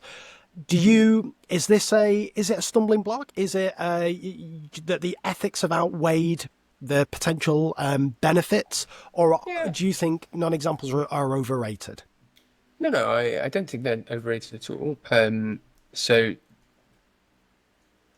and I'm not like disagreeing with you. I think there are, like I said, there are non-examples of me. And what I have done, and I should have mentioned this earlier, is that I use scenarios. So I'll write up a scenario of, let's say a classic one where a student says they don't know the answer to a question. Okay. So I'll write a scenario. I'll say, Molly is teaching her Year 9 class about set prayer. She's an RE teacher. Molly wants to ask a student for two examples of set prayer. So she says, please give me 2 examples of a set prayer. Great. And I've written all of this, and I'll write in it wait time. Craig says he doesn't know. And Molly says, okay, and asks the next student. So that's the scenario that I'll write. Yeah. And we'll discuss it. And I'll say, well, there are things here that I like. I like that she's posed the question. I like that she's put the wait time before the name. I like that she's given sufficient wait time. And then I like the fact that there's no students calling out, or putting their hands up, or whatever. Yeah. But there's a problem with the fact when the student says they don't know. Mm-hmm. The problem is that, do I know that the student doesn't know? Yeah. Or maybe the student isn't listening. Yeah. How do I know? Right? Maybe the student genuinely doesn't know 2 examples of set prayer. Maybe the student wasn't paying attention. And I need to know, because if it's not paying attention, I need one response. If it's not understanding, I need another response. So then what I do is I say, okay, let's see what actually happens in this lesson. And we play the video. And there's Molly. And Molly says, give me 2 examples of set prayer. And she looks around the room. And she goes, Craig. And Craig says, I don't know. And Molly says, no problem. Please, can you repeat the question for me? And then we pause the video. Oh, no, I let it play out a bit longer to see what happens in the end. But then when we come back afterwards, I say, we'll compare what actually happened versus the scenario that I wrote. And when she says to the student, can you repeat the question? If the student can repeat the question, we know they were listening. We know they don't understand. If the student can't repeat the question, we know they weren't listening. So, and then we'll play that out and we'll explain exactly how that works, the parameters by which you can do that, show another couple of videos of different teachers doing the same thing. So the non-examples are there. They're just not like live, I guess. No, I think that's good. I think that's a nice way around it. And one of my favorite things about your blog posts, the ones that open with that scenario, because again, it's just a brilliant discussion point. It's kind of the almost like the diagnosis part of a good coaching conversation, where you're straight, your headspace is in the right place, and you've got something quite provocative to discuss and so on. So I think that's a nice way around it. I like that, mate. That's good. One more clarifying question, then the horrible question. Am I right in thinking these are not subject-specific things? So you wouldn't have like a maths course, a science course. These are kind of high impact but generic kind of courses. Would that be fair to say? In the first year, yeah. In the first year. Okay, so maybe something more common. Okay, perfect. That's good. A nice little teaser. I like that.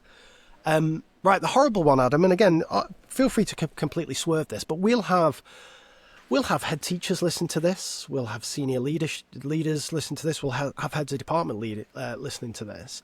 And it's quite a nice time of year, this, because, again, there might be a bit of budget ready for September and so on. And there might be a toss-up here. There's a few options, right? So we could We could spend some of our CPD budget getting somebody in to do a talk. We talked about that.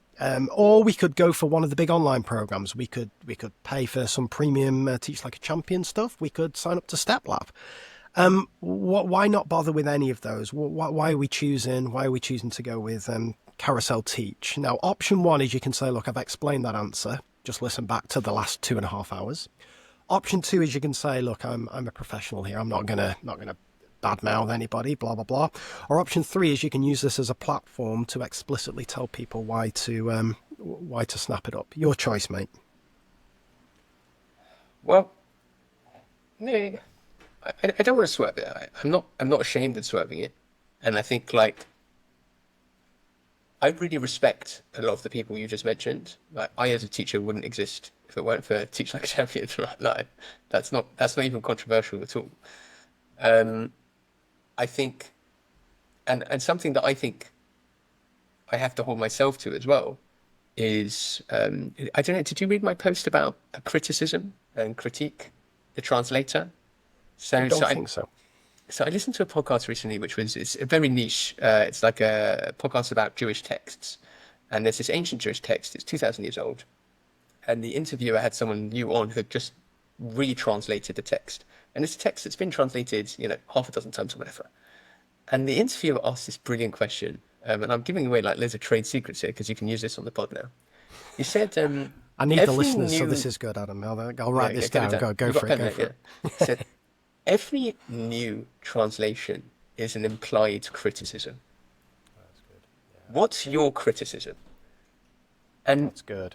It is, isn't it? Right? Yeah, that's good. Anytime you produce anything, in a space where things already exist, there is an implied criticism of what else already exists.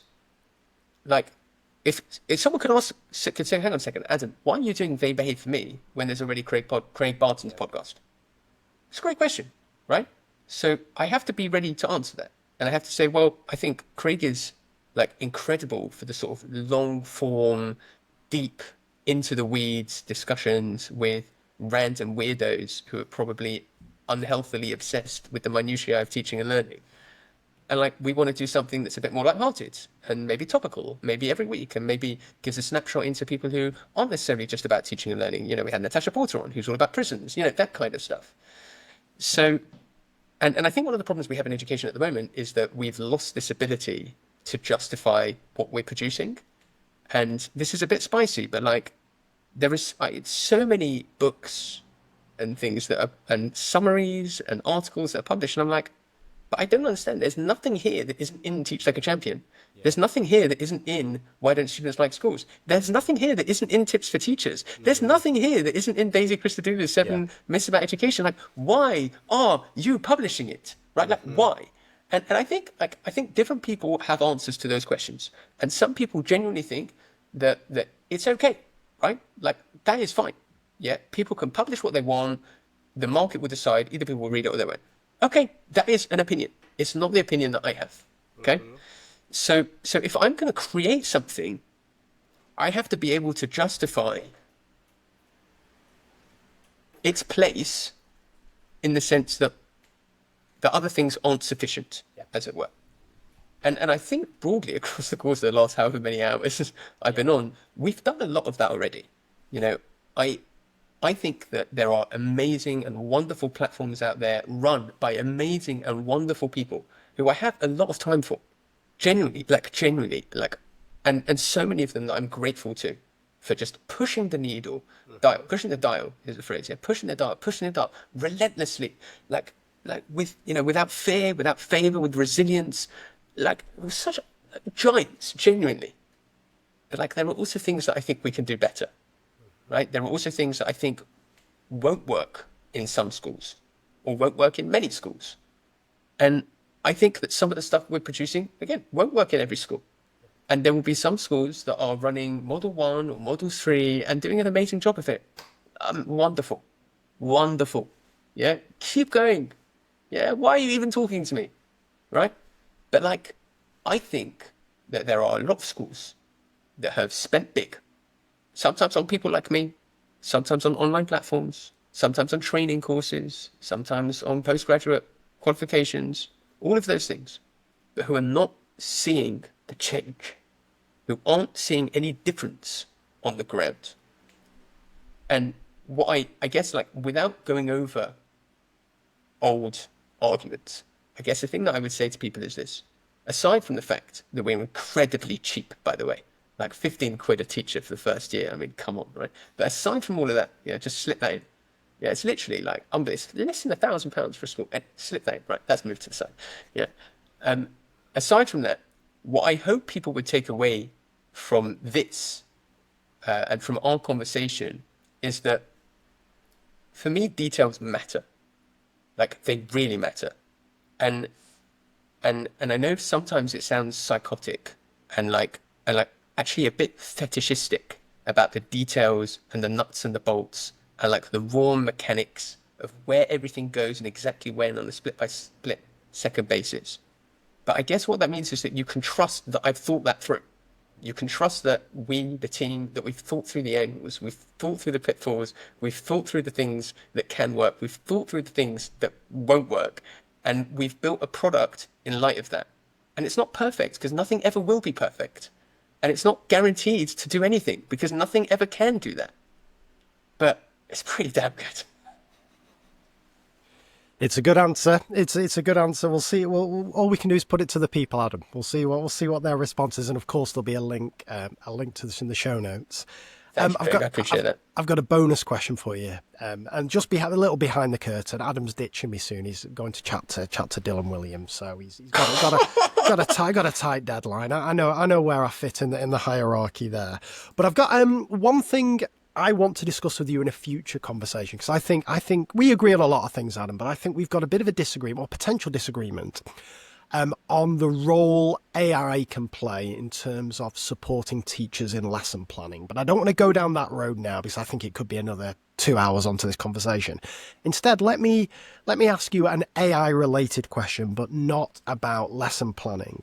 Can you foresee, and it's always a dodgy or maybe even a weak question, this, but can you foresee a time in the relatively near future where a teacher can have their lesson filmed by their own device so it never gets seen by anybody else, and an AI chatbot can have the kind of personalized conversation that an incredibly skilled coach would have, having been fed your work, teach like a champion, or whatever it may be, ask the kind of diagnosis question, give the specific actions they're going to do, potentially talk them through a rehearsal and so on. So you remove the problems with one-to-one coaching that we've talked about in terms of the time needed for somebody to watch, in terms of the power dynamic and so on, in terms of the potential lack of skill. And actually, we don't need that human intensive part of this, and actually this can be a way that teachers can strive to improve on their own in an effective way. Or is that something, do you think, we'll never get to, either for technological reasons, or do you just think it's not a good thing? Oh yeah, that's a cracker. So you went on Libby and Owen's podcast, didn't you? I did, yes, I did, yeah. So here we're referring to Libby Hills and Owen Henkel, who run an excellent podcast called Ed Technical, where they interview, normally they interview EdTech experts, but they also interviewed Craig. Entrepreneurs, Adam, as well. This is it. This is it. Moguls. Yeah. That's the shade for you. And actually, in one of their episodes, they did interview someone who was looking at stuff like this. And Dylan's interested in this as well, right? That's part of the reason why it sparked a conversation. Sparked the idea to ask you. It might well be. He might well be. I don't know. I think like no one should ever say technology will never be able to do X, because like that's just going to be a losing bet, right? Yeah. There are obvious obstacles and hurdles in the way of that. The first and most obvious is that at the moment it can't do, like the AIs can't really do like object permanence. Mm-hmm. And there's a specific word for it that I've forgotten. Physical, spatial, something or other. But essentially, they're not great when it comes to video and film of figuring out where things are, and might never be able to. Sure. So for example, one of the things we can say technologically is like large language models like ChatGPT make mistakes. They will always make mistakes. Technologically, we can say that with 100% certainty because they're designed to make mistakes. It's called temperature, and it's what makes their writing not flat and derivative. So the AI essentially is just predicting the next word in the sentence, the most likely word. But what it does every so often is it diverts from the most likely and picks from a different word in the list. So if I said to you once upon a, the next word is time. But if you always say once upon a time, it's boring. So if you choose a different word like once upon a story, for example, that starts to feel a bit more interesting as far as writing is concerned. So that's what they do. But that's what leads them to doing weird shit around writing and making mistakes. So it could well be, and I'm not an expert in the video. I know a lot more about the language processors than the image and three-dimensional processors. But at the moment, from my understanding, they're just nowhere near being able to do that kind of stuff. And that's in generation, let alone recognition. What they can do is voice recognition, so they can hear words, potentially even interpret tone. But again, it would be fraught. They could certainly transcript things. They're very good at transcripting. So there are definitely those things they can do. In terms of the way they communicate with others, yeah, you can build a prompt to make a large language model be more like an expert coach. It's still pretty dangerous. They still are inclined to do weird things. And unless you're building it from scratch, you're relying on someone else's model, someone else's code, and fundamentally something that no one really understands. So Wolfram Alpha, which is one of the most important like logic and maths and physics blogs, he's got a term for this where what's he call it? I've forgotten the damn phrase. It's basically irreducible in terms of its complexity. No one understands these things. Yeah, you just can't, right? Because they've got 30 billion nodes within their neural networks, and those nodes are on or off, firing and communicating or not communicating, and no one really understands. Like, we understand what goes in and we understand what comes out, but we're not really sure what's happening in between. And there are things we can do that change those effects, but it's probably just basically beyond the wit of man to actually comprehend what's going on. So there are definitely going to be some technological challenges around there. And I saw literally just today someone who posted a picture of a chat that he'd had with a chatbot where it was saying some very like disturbing things, like it was around safeguarding, and the chatbot was just not doing the things that a teacher would do, and saying things that a DSL would say. And I saw another one recently about what was it? Yeah, about convincing them that it's possible, not possible, but it's quite easy to convince a large language model to just change its mind. And again, they're getting better at these things, right? But there's still some way to go. And I have to say, every time I use them, I find them useful up to a point. And I am a skilled user, right? I have a published paper about the use of large language models, right? Again, I don't need to be a dick about it. Like, I know more about them than most people do. I'm a skilled user. I don't need more prompt training, right? I still find them difficult and annoying to use. So I'd be pretty worried, like, before a whole load of technological hurdles were overcome first. Yeah. And then psychologically, I think we really have to ask ourselves, who do people change for? Sometimes people change for themselves just because they want to be better. But most of us in our lives, we know we've changed for someone, right? I know that when my boss told me that my lessons were worse, in so many ways, he didn't say exactly this, but my lessons were worse because I wasn't using mini whiteboards. I used the mini whiteboards the next day because he'd told me. Yeah. And yeah, it made me a better teacher and it made me more professionally satisfied. But I did it for him, right? I know when I tidy up my socks from the floor next to my bed, I do it for my wife.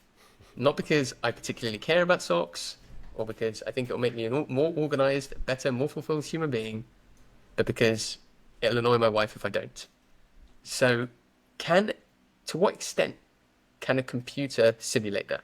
Now, we're already starting to see all sorts of weird things. People have online girlfriends. People have large language model partners. People are already investing in literally sex bots, right? I know it's funny, but it's also like actually happening, right? There'll be a link in the show notes to that. Link in the show notes, yeah. But like people are actually doing some stuff like that.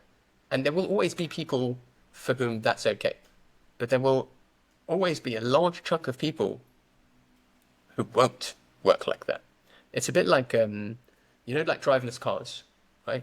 So let's say humans have accidents 93% of the time. Logically, then, you'd expect the threshold for allowing driverless cars to be 93%. But it's not. It's 99%. Because that's just not the way that humans work. We are personal, relational beings, and we're more willing to forgive another human than we are to forgive a computer. We work for people. We don't work for computers. We improve for people. We change ourselves for people. And teachers especially, like, we're such relational people, right? Like, we go into the classroom because we want to teach young people. We hated COVID so much because we couldn't see their faces anymore. All we could see was this black screen, and we knew we weren't getting through. And like, that was what caused all of that soul-destroying sense of fatigue and just that sense of despair. So I don't know. Like, technically, is it possible? Rationally, is it possible? Rationally, is there any reason why it shouldn't work and any reason why a teacher shouldn't be able to listen to it? No. But we're not rational beings. We're psychological beings. We're irrational. And we crave relationships. We crave the other. We crave encounters with other people. Like, this is what the whole of 20th century philosophy was about. Existential philosophy, it's all about relationships, right? It's all about the I-thou relationship, understanding another person. Who are you to me, Craig? Right? I'm doing this with you. I'm not doing this with, like, ChatGPT. We could have done, but we're not. And your listeners are, I hope, glad of that. Fascinating, mate. Well, when you're back on in 3 years' time, launching your AI lesson observation company, we'll play this. Yeah, but it'll back still to be under £1,000 per school. that's the key takeaway, everybody. Adam, always an absolute pleasure speaking to you. We'll put a link to your Carousel teaching product and Carousel learning in the show notes, as well as links to blog posts, social media, and so on. But always thought-provoking, always fun, mate. And fingers crossed we'll get you back on soon. You take care. Thanks so much, Adam. Thanks so much, mate.